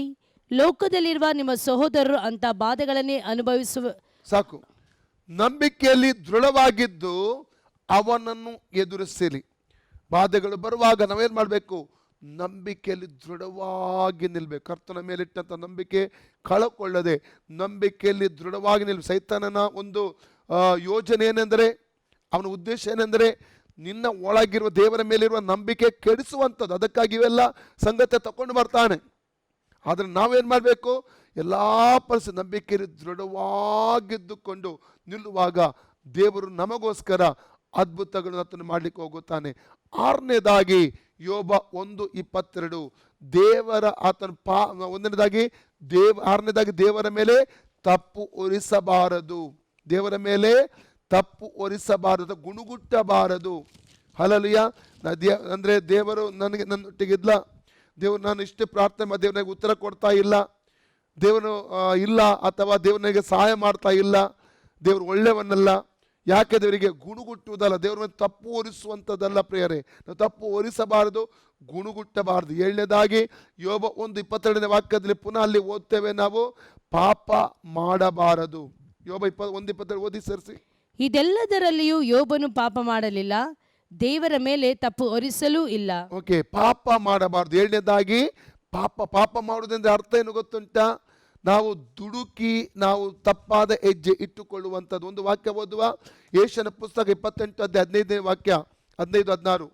Book of Isaiah chapter 28:15-16. ಕೇಳಿರಿ, ನೀವು ನಿಮ್ಮೊಳಗೆ ಮೃತ್ಯುವಿನಿಂದ ಒಡಂಬಡಿಕೆಯನ್ನು ಪಡಕೊಂಡು ಪಾತಾಳದೊಳಗೆ ಒಪ್ಪಂದ ಮಾಡಿಕೊಂಡಿದ್ದೇವೆ. ವಿಪರೀತ ಬಾಧೆಯು ದೇಶದೊಳಗೆ ಹಾದು ಹೋಗುವಾಗ 16ನೇ ವಾಕ್ಯ ಓದಿ. ಕರ್ತನಾದ ಯೆಹೋವನು ಹೀಗೆ ಹೇಳುತ್ತಾನೆ, ಹೀಗೋ ಪರಿಚಿತವಾಗಿಯೂ ಮಾನ್ಯವಾಗಿಯೂ ಇರುವ ಮೂಲೆಗಲ್ಲನ್ನು ಚಿಯೋನಿನಲ್ಲಿ ಸ್ಥಿರವಾದ ಅಸ್ತಿವಾರವನ್ನಾಗಿ ಇಡುತ್ತೇನೆ. ಭರವಸೆ ಇಡುವವನು ಆತುರ ಪಡನು. ನಮಗೆ ದೇವರ ಮೇಲೆ ಭರವಸೆ ಇದ್ದರೆ ಆತುರ ಪಡಲ್ಲ, ಪಾಪ ಮಾಡಲ್ಲ. ಅಬ್ರಾಮ ಏನು ಮಾಡಿದ? ದುಡುಕಿ ಪಾಪ ಮಾಡಿಬಿಟ್ಟ. ಏನು? ನಾವು ಅದನ್ನು 16ನೇ ಅಧ್ಯಾಯದಲ್ಲಿ ಓದ್ತೇವೆ. ನಾವು ಆದಿಕಾಂಡ 16ನೇ ಅಧ್ಯಾಯದಲ್ಲಿ ಆತನ ಹೆಂಡತಿಯ ಮಾತನ್ನು ಕೇಳಿ ಆತನ ಹಾಗರಳಿಗೆ ಕೂಡುವಂಥದ್ದನ್ನು ಅಲ್ಲಿ ಕಾಣ್ತಾ ಇದ್ದೇವೆ. ದುಡುಕಿನ ತಪ್ಪು ಹೆಜ್ಜಿಟ್ಟುವಂಥದ್ದು. ಇವನ್ ರೂತ ಪುಸ್ತಕವನ್ನು ಓದುವಾಗ ನವೋಮಿ, ಎಲಿಮೆಲೆಕ, ಮೌಲೋನ್, ಕಿಲಿಯೋನ್, ಈ ಒಂದು ಬರಗಾಲ ಬರುವಾಗ ದುಡುಕಿ ತಪ್ಪು ಹೆಜ್ಜಿಟ್ರು. ಎಲ್ಲಿ ಹೋದ್ರು? ಮೋವಾಬಿಗೆ ಹೋದ್ರು. ಅಲ್ಲೇನು ಸಂಭವಿಸ್ತು? ನಾಶಗಳು ಸಂಭವಿಸ್ತು. 3 ಮರಣಗಳು ನಡೆದು 10 ವರ್ಷಗಳಲ್ಲಿ. ಎಲ್ಲ ಕಳ್ಕೊಂಡವಳಾಗಿ ಅವಳು ಬರಬೇಕಾಯ್ತು. ಯಾರು? ನವೋಮಿ. ದುಡುಕಿ ಹೆಜ್ಜೆ ಇಡುವಂಥದ್ದು ಇದಾಗಿದೆ ಪ್ರಿಯರೇ. ನಾವು ದುಡುಕಿ ಹೆಜ್ಜೆ ಇಡಬಾರ್ದು. ಉದಾಹರಣೆಗೆ ಆದಿಕಾಂಡ 13ನೇ ಅಧ್ಯಾಯದಲ್ಲಿ ನಾವು ನೋಡ್ತೇವೆ, 9 ವಾಕ್ಯ ಓದುವಾಗ, ಈ ಒಂದು 12ನೇ ಅಧ್ಯಾಯ 9 ವಾಕ್ಯ ಓದುವಾಗ, ಕಾನಾನ್ ದೇಶಕ್ಕೆ ಹೋಗುವಂಥ ಅಬ್ರಾಹ್ಮನ ಜೀವಿತದಲ್ಲಿ ಅಲ್ಲಿ ಸುತ್ತಮುತ್ತಲು ಬರಗಾಲ ಇದ್ದದರಿಂದ ಐಗುಪ್ತಕ್ಕೆ ಹಿಡಿದು ಹೋದ. ದೇವರ ಹತ್ರ ಪರ್ಮಿಷನ್ ಕೇಳಲಿಲ್ಲ, ಪ್ರಾರ್ಥನೆ ಮಾಡಲಿಲ್ಲ, ಐಗುಪ್ತ ಹಿಡಿದು ಹೋದ. ಸುಳ್ಳು ಹೇಳುವಂಥ ಸನ್ನಿವೇಶ ಅಲ್ಲಿ ಬಂತು ಎಂಬುದಾಗಿ ನೋಡ್ತೇವೆ. ನಾವು ಕಷ್ಟಗಳು ಬರುವಾಗ ದುಡುಕಿ ತಪ್ಪು ಹೆಜ್ಜೆ ಬೇಗನಿಟ್ಟು ಬಿಡ್ತೇವೆ, ದೇವರ ಪ್ರೀತಿಯಿಂದ ಅಗಲಿ ಹೋಗುತ್ತೇವೆ. ಅದೇ ಪಾಪ ಮಾಡುವಂಥದ್ದಾಗಿದೆ. ಅದಕ್ಕೆ ಕಷ್ಟ ಬಾಧೆಗಳ ಮಧ್ಯದಲ್ಲಿ ನಾವು ಪಾಪ ಮಾಡಬೇಕು. 7 ಸಂಗತಿಗಳನ್ನು ನಿಮಗೆ ತಿಳಿಸಿದ್ದೇನೆ. ನಾವು ಕಷ್ಟಗಳು ಬಾಧೆಗಳು ಬರುವಾಗ ಏನು ಮಾಡಬೇಕೆಂಬುದಾಗ, 1ನೇದಾಗಿ ದೇವರನ್ನು, ಅಂದರೆ ದೇವರು ನನ್ನೊಟ್ಟಿಗೆ ಇದ್ದಾನೆ ನಿಶ್ಚಯ ನಮಗೆ ಇರಬೇಕು. 2ನೇದಾಗಿ ದೇವರನ್ನು ಆಶ್ರಯಿಸಿಕೊಳ್ಳುವಂಥದ್ದು. 3ನೇದಾಗಿ ಪ್ರಾರ್ಥಿಸುವಂಥದ್ದು. 4ನೇದಾಗಿ ಎಲ್ಲದರಲ್ಲಿ ಕರ್ತವ್ಯತ ಸ್ತುತಿಯನ್ನು ಸಲ್ಲಿಸುವಂಥದ್ದು. 5ನೇದಾಗಿ ನಂಬಿಕೆಯಲ್ಲಿ ದೃಢವಾಗಿ ನಿಲ್ಲುವಂಥದ್ದು. 6ನೇದಾಗಿ ತಪ್ಪು ಮಾಡದೆ ಪಾಪ ಮಾಡದಿರುವಂಥದ್ದು. 7ನೇದಾಗಿ ದೇವರ ಮೇಲೆ ತಪ್ಪು ಹೊರಿಸದಿರುವಂಥದ್ದು 7 ಸಂಗತಿಗಳು ಇವತ್ತು ನಾವು ಈ ವಿಷಯದ ಧ್ಯಾನ ಹಮ್ಮಿಸಿದ್ದೇವೆ ಪ್ರಿಯರೇ. ಹಾಗಾದ್ರೆ ಈ ಸಭೆಯನ್ನು ನೋಡಿ ಎಷ್ಟು ಹೇಳ್ತಾ ಇದ್ದಾನೆ, ಸುವರ್ಣ ಸಭೆಯನ್ನು ನೋಡಿಕೊಂಡು 10ನೇ ವಾಕ್ಯದಲ್ಲಿ ಪ್ರಕಟಣೆ 2:10 ಹೇಳ್ತಾ ಇದ್ದಾನೆ, ನಿನಗೆ ಸಂಭವಿಸ್ಲಿಕ್ಕಿರುವಂಥ ಬಾಧೆಗಳಿಗೆ ಹೆದರಬೇಡ. ಇವತ್ತು ನನ್ನನ್ನು ನೋಡಿ ನಿನ್ನನ್ನು ನೋಡಿ ದೇವರು ಹೇಳ್ತಾ ಇದ್ದಾನೆ, ನಿನಗೆ ಸಂಭವಿಸ್ಲಿಕ್ಕಿರುವಂಥ ಬಾಧೆಗಳು ನೋಡಿ ಹೆದರಬೇಡ. ಇವತ್ತು ನಮ್ಮ ಸುತ್ತಮುತ್ತಲು ಬೇರೆ ಬೇರೆ ರೀತಿಯ ಪರಿಸ್ಥಿತಿಗಳು ಇವತ್ತು ಇರಬಹುದು. ಕೆಲಸ ಕಳ್ಕೊಂಡ ಸ್ಥಿತಿಯಲ್ಲಿ ನಾವು ಇರ್ಬೋದು, ಕೆಲಸ ಕಳ್ಕೊಳ್ಳುವ ಅಪಾಯ ಅಥವಾ ಅಂಥ ಪರಿಸ್ಥಿತಿ ನಾವು ಇವತ್ತು ಇರ್ಬೋದು, ಬೇರೆ ಬೇರೆ ಸಮಸ್ಯೆಗಳು ನಮಗೆ ಇರ್ಬೋದು, ಕೊರತೆಗಳಲ್ಲಿ ಹಾದು ಹೋಗ್ತಾ ಇರಬಹುದು. ಆದರೆ ಇವತ್ತು ಯೇಸು ಸ್ವಾಮಿ ಇವತ್ತು ನಮಗೆ ಕೊಡುವಂಥ ಒಂದು ಸುಂದರವಾದ ಸಂದೇಶ ಏನೆಂದರೆ, ನಿನಗೆ ಸಂಭವಿಸ್ಲಿಕ್ಕಿರುವಂಥ ಬಾಧೆಗಳಿಗೆ ಹೆದರಬೇಡ. ಹಾಗಾದ್ರೆ ನಮಗೆ ಅಭಯ ಒಂದು ವಚನ ಕೊಡುವ ಆತನು ಯಾರಾಗಿದ್ದಾನೆ? ಕರ್ತನಾದ ಯೇಸು ಸ್ವಾಮಿ. ಭೂಮಿ ಮತ್ತು ಆಕಾಶಗಳ ಒಡೆಯನೇ ಇವತ್ತು ನಮ್ಮನ್ನು ನೋಡಿಕೊಂಡು ಹೇಳ್ತಾ ಇದ್ದಾನೆ, ನಿನಗೆ ಸಮಸ್ತಿಕ್ಕಿರುವಂಥ ಬಾಧೆಗಳು ನೋಡಿ ನೀನು ಹೆದರಬೇಡ ಅಂತ ಆತನ ಆಲೋಚನೆಗಳು. ಮುಂದಕ್ಕೆ ಓದುವ ನಾವು ಪ್ರಕಟಣೆ 2:10, ರೆವಲ್ಯೂಷನ್ 2:10. ಹೀಗೂ ನೀವು ದುಷ್ಪ್ರೇರಣೆಗೆ ಒಳಗಾಗುವಂತೆ ಹೀಗೋ ನೀವು ದುಷ್ಪ್ರೇರಣೆಗೆ ಒಳಗಾಗುವಂತೆ ಸೈತಾನನು ನಿಮ್ಮಲ್ಲಿ ಕೆಲವರನ್ನು ಸೆರೆಮನೆಯೊಳಗೆ ಹಾಕುವುದಕ್ಕಿದ್ದಾನೆ. ನೀವು ಸಾಕು. ನೀವು ದುಷ್ಪ್ರೇರಣೆಗೆ ಎರಡನೇದಾಗಿ ಇಲ್ಲಿ ಏನ್ ಹೇಳ್ತಾರೆ, 7 ಸಂಗತಿ ಉಂಟು ಟೋಟಲ್. 2ನೇ ಸಂಗತಿ ಏನ್ ಹೇಳ್ತದೆ, ನೀವು ದುಷ್ಪ್ರೇರಣೆಗೆ ಒಳಗಾಗುವಂತೆ ನಿಮ್ಮಲ್ಲಿ ಕೆಲವರನ್ನು ಅವನು ಏನ್ ಮಾಡ್ತಾನಂತೆ, ಸೆರೆಮನೆಗೆ ಹಾಕುವುದರಲ್ಲಿದ್ದಾನೆ. ದುಷ್ಪ್ರೇರಣೆ ಯಾವಾಗ ಬರ್ತದೆ ನಮ್ಮ ಜೀವಿತದಲ್ಲಿ? ಕಷ್ಟಗಳ ಮಧ್ಯದಲ್ಲಿ, ಸಂಕಟಗಳ ಮಧ್ಯದಲ್ಲಿ, ಹಿಂಸೆಯ ಮಧ್ಯದಲ್ಲಿ ದುಷ್ಪ್ರೇರಣೆ ಬಂದು ಬಿಡುತ್ತದೆ. ನೋಡಿ, ಇಬ್ರಿಯ 11ನೇ ಅಧ್ಯಾಯ 35-36 ವಾಕ್ಯ ಓದುವ ನಾವು. ಹಿಬ್ರೂ ಚಾಪ್ಟರ್ 11:35-36. ಸ್ತ್ರೀಯರನ್ನು ಸತ್ತು ಹೋಗಿದ್ದ ತಮ್ಮವರನ್ನು ಪುನರುತ್ಥಾನದಿಂದ ತಿರುಗಿ ಹೊಂದಿದರು.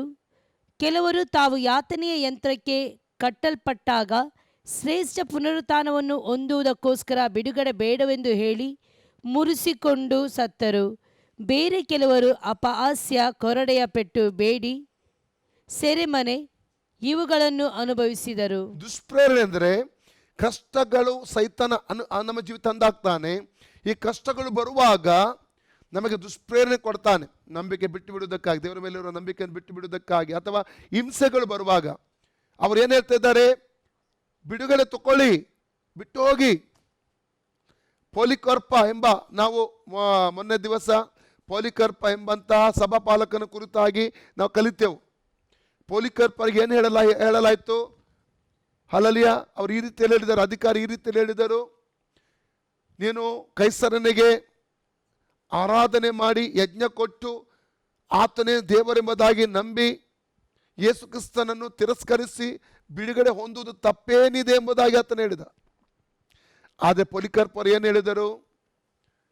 ಕಳೆದ 86 ವರ್ಷಗಳಿಂದ ನಾನು ಆತನನ್ನು ನಂಬಿದ್ದೇನೆ, ನನಗೆ ಯಾವ ಕೇಡು ಆತನು ನನಗೆ ಮಾಡಲಿಲ್ಲ, ನನ್ನ ರಾಜಾದಿರಾಜ ನನಗೆ ರಕ್ಷಣೆಯನ್ನು ಕೊಟ್ಟಿದ್ದಾನೆ.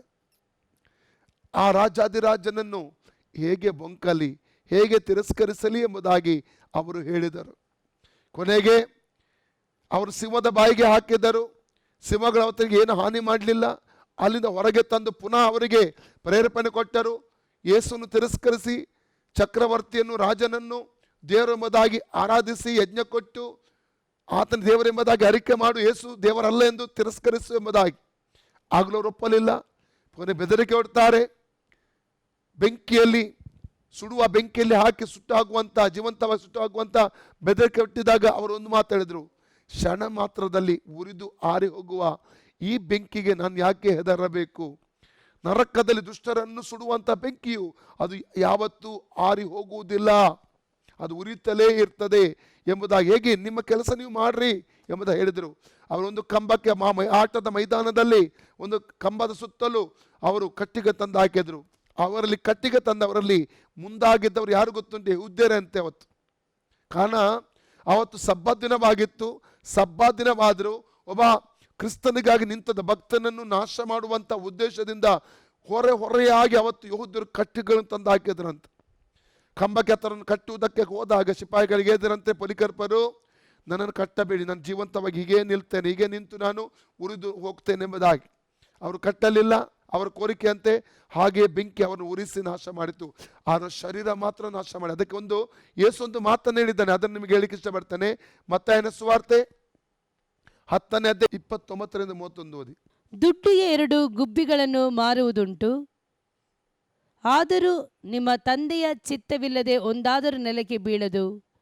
ನಿಮ್ಮ ತಲೆಗೂದಲುಗಳು ಸಹ ಎಲ್ಲವೂ ಎಣಿಕೆಯಾಗಿವೆ. ಆದದರಿಂದ ಹೆದರಬೇಡಿರಿ, ಬಹಳ ಗುಬ್ಬಿಗಳಿಗಿಂತ ನೀವು ಹೆಚ್ಚಿನವರು. ಹಾಗಾದರೆ ಯಾವನು ಮನುಷ್ಯರ ಮುಂದೆ ತಾನು ಯೇಸುವಿನವನೆಂದು ಒಪ್ಪಿಕೊಳ್ಳುವನು, ನಾನು ಸಹ ಅವನನ್ನು ನನ್ನವನೆಂದು ಪರಲೋಕದಲ್ಲಿರುವ ನನ್ನ ತಂದೆಯ ಮುಂದೆ ಒಪ್ಪಿಕೊಳ್ಳುವೆನು.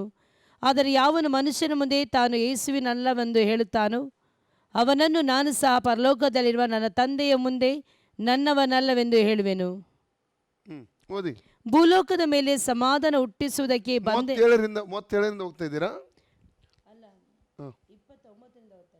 26ರಿಂದಲೇ ಓದಿ ಹೇಳ್ತೇನೆ ನಾನು.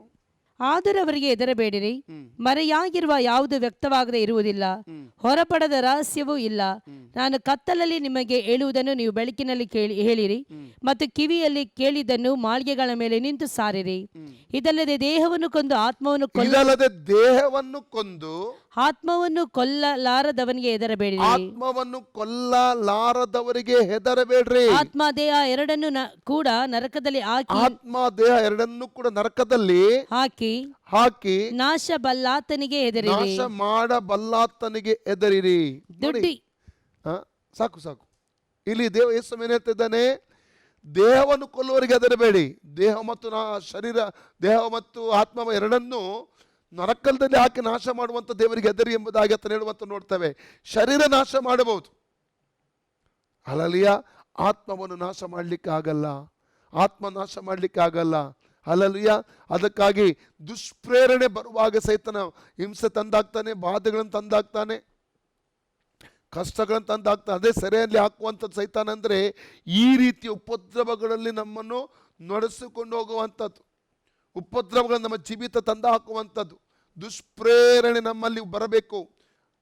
ಮಾಡುವುದಕ್ಕೋಸ್ಕರವಾಗಿ ಕೆಲವೊಮ್ಮೆ ಇರುವಂಥ ಕೆಲಸ ಕಳ್ಕೊಂಡು ಅವರಾಗಿರ್ಬೇಕು, ಕೈಯಲ್ಲಿ ಹಣ ಕಳ್ಕೊಂಡ್ಬೋದು, ಮುಂದೆ ಹೋಗ್ಲಿಕ್ಕೆಲ್ಲ ಯಾವುದಿಲ್ಲ, ಬಾಗಿಲು ಮುಚ್ಚಲ್ಪಟ್ಟ ಪರಿಸ್ಥಿತಿ ಇರ್ಬೋದು. ಆ ಪರಿಸ್ಥಿತಿಯಲ್ಲಿ ದೇವರ ವಿಷಯದ ನಾವು ಹೇಗಿರ್ತೇವೆ ಅದನ್ನು ದೇವರು ಪರೀಕ್ಷೆ ಮಾಡ್ತಾನೆ.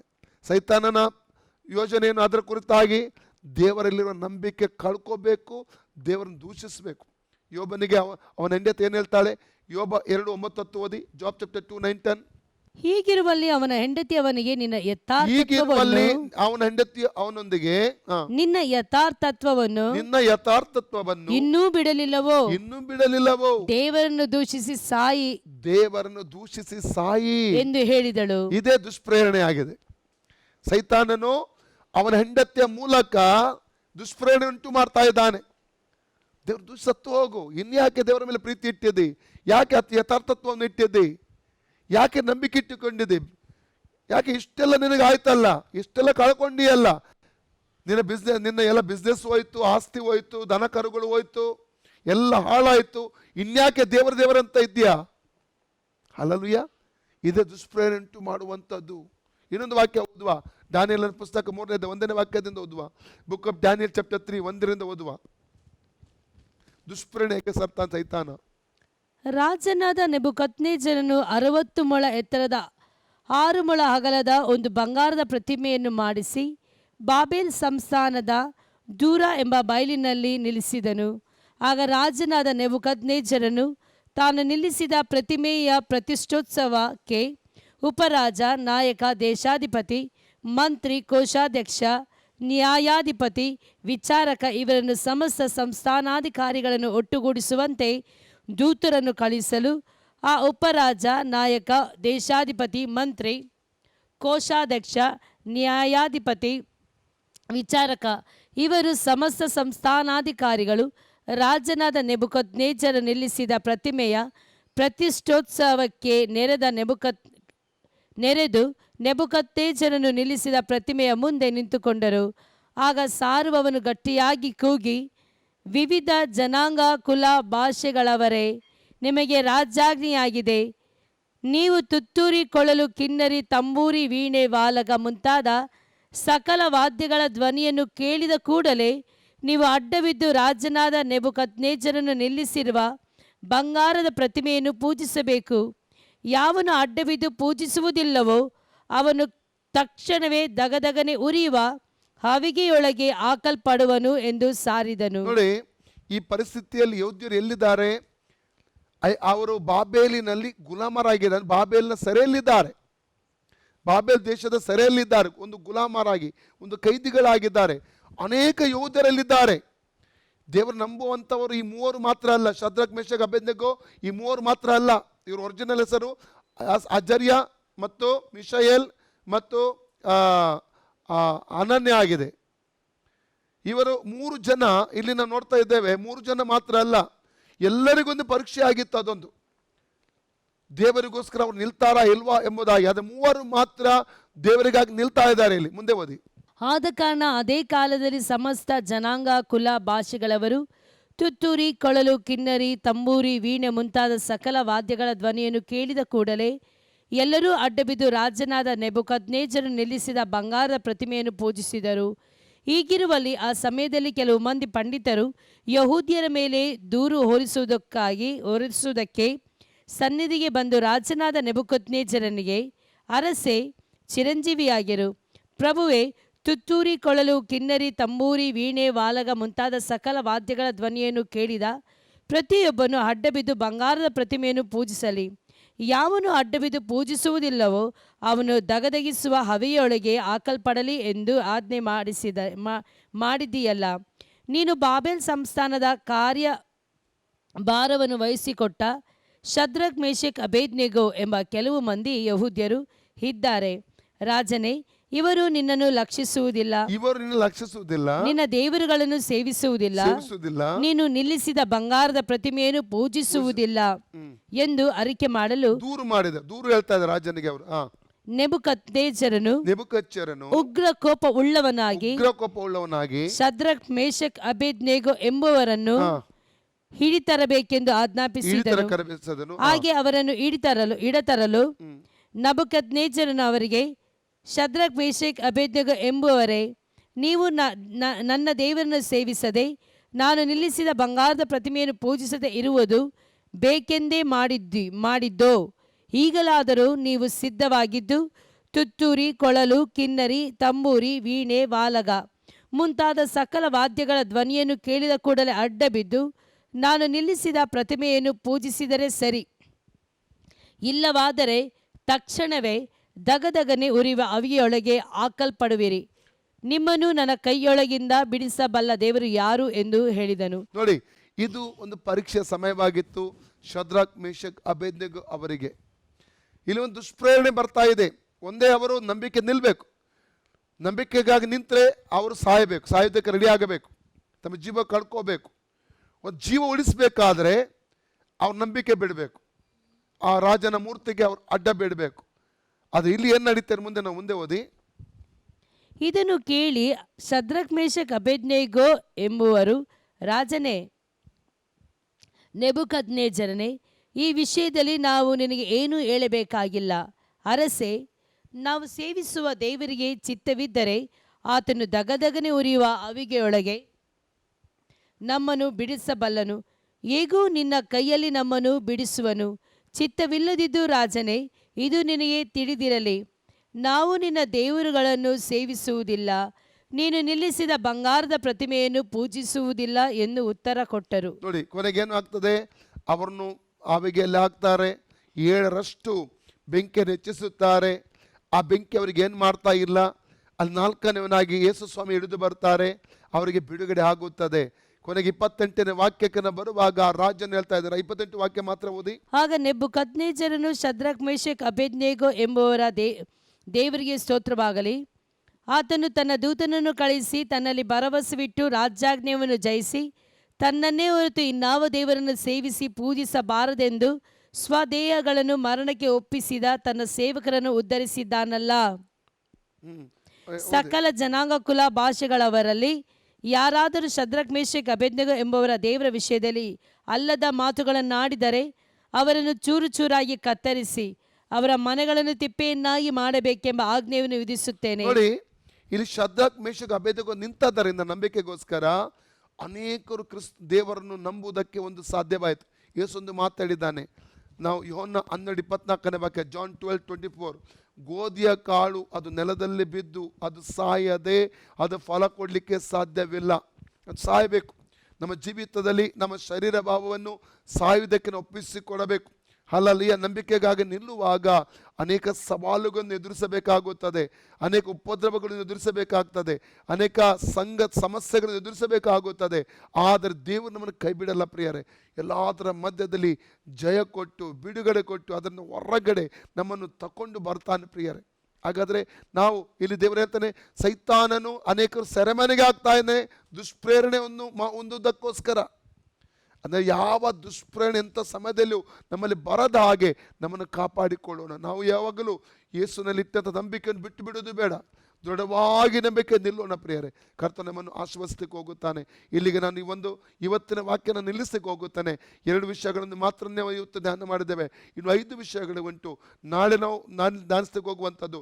ನಾನು ಮೊನ್ನೆ ದಿವಸ 10 ಅರಸುಗಳ ಕುರಿತು ಮಾತಾಡ್ತೇನೆ ತಿಳಿಸಿದ್ದು, ಅದು ನಾಳೆ 10 ಅರಸುಗಳು ಅವರ ಕಾಲದಲ್ಲಿ ಬಂದ ಹಿಂಸೆಗಳ ಕುರಿತಾಗಿ ನಾವು ಧ್ಯಾನ ಮಾಡಲಿಕ್ಕೆ ಹೋಗುತ್ತೇವೆ ಪ್ರಿಯರೇ. ನಾವು ಕಣ್ಣು ಮುಚ್ಚಿಕೊಂಡು ಪ್ರಾರ್ಥಿಸೋಣ ಪ್ರಿಯರೇ. ಪ್ರೀತಿ ಸ್ವರೂಪನಾದ ನಮ್ಮ ಪರಲೋಕ ತಂದೆ, ಯೇಸುವಿನ ನಾಮದಲ್ಲಿ ಪವಿತ್ರಾತ್ಮನ ಸಹಾಯದೊಂದಿಗೆ ನಿನ್ನ ಪಾದಕ್ಕೆ ಬಂದಿದ್ದೇವೆ. ಇವತ್ತು ಕರ್ತನ 2 ವಿಷಯಗಳನ್ನು ಸ್ಪೂರ್ಣ ಸಭೆಗೆ ಸಂಬಂಧವಾಗಿ ಧ್ಯಾನಿಸುವ ಹಾಗೆ ಕೊಟ್ಟಂಥ ಕೃಪೆಗಾಗಿ ಸ್ತೋತ್ರ ಸಲ್ಲಿಸುತ್ತೇನೆ. ನಿನಗೆ ಸಂಭವಿಸತಕ್ಕ ಬಾಧೆಗಳಿಗೆ ಹೆದರಬೇಡ ಎಂಬುದಾಗಿ ಹೇಳಿದೆ. ಮತ್ತವೆಲ್ಲ ಸೈತಾನನು ನಿಮ್ಮಲ್ಲಿ ದುಷ್ಪ್ರೇರಣೆ ಮಾಡುವುದಕ್ಕೆ ಕೆಲವರನ್ನು ಸೆರೆಮನೆಗೆ ಹಾಕ್ಲಿಕ್ಕಿದ್ದಾನೆ ಎಂಬುದಾಗಿ ಹೇಳುವಂಥ ವಾರ್ತೆಯನ್ನು ನಾವು ಧ್ಯಾನ ಮಾಡಿದ್ದೇವೆ ಕರ್ತನೆ. ಹೌದು ಕರ್ತನೆ, ಇವತ್ತು ಯಾರಾದರೂ ಉಪದ್ರವದಲ್ಲಿ ಹಾದು ಹೋಗುತ್ತಾ ಇರುವುದಾದರೆ, ಹಿಂಸೆಯಲ್ಲಿ ಹಾದು ಹೋಗುತ್ತಾ ಇರುವುದಾದರೆ, ಕಷ್ಟದಲ್ಲಿ ಹಾದು ಹೋಗ್ತಾ ನಂಬಿಕೆಯಲ್ಲಿ ದೃಢವಾಗಿ ನಿಲ್ಲಲು ನೀನು ಅವರಿಗೆ ಸಹಾಯ ಮಾಡು. ವಾಕ್ಯಕ್ಕಾಗಿ ನಿಲ್ಲಲು ನಿಮಗೆ ಅವರಿಗೆ ಸಹಾಯ ಮಾಡು. ಉಪದೇಶಕ್ಕಾಗಿ ನಿಲ್ಲಲು ನೀನು ಅವರಿಗೆ ಸಹಾಯ ಮಾಡಬೇಕೆಂಬುದು ಆ ಕರ್ತನೆ ಪ್ರಾರ್ಥಿಸುತ್ತಾನೆ. ಅವರ ನಂಬಿಕೆಯನ್ನು ಬಲಪಡಿಸು. ಅವರ ಕಷ್ಟಗಳಿಂದ, ಸಮಸ್ಯೆಗಳಿಂದ, ಬಾಧೆಗಳಿಂದ ಅವರಿಗೆ ಪರಿಪೂರ್ಣವಾದ ಬಿಡುಗಡೆ ಮತ್ತು ಜಯವನ್ನು ಅನುಗ್ರಹಿಸಬೇಕೆಂಬುದ ಕರ್ತನೆ ಪ್ರಾರ್ಥಿಸುತ್ತಾನೆ. ಪ್ರಾರ್ಥನೆ ಕೇಳಿ ಉತ್ತರ ಕೊಟ್ಟಿದ್ದಕ್ಕೆ ಸ್ತೋತ್ರ. ಯೇಸುವಿನ ಹೆಸರಿನಲ್ಲಿ ತಂದೆಯೇ, amen. Praise the Lord. God bless you.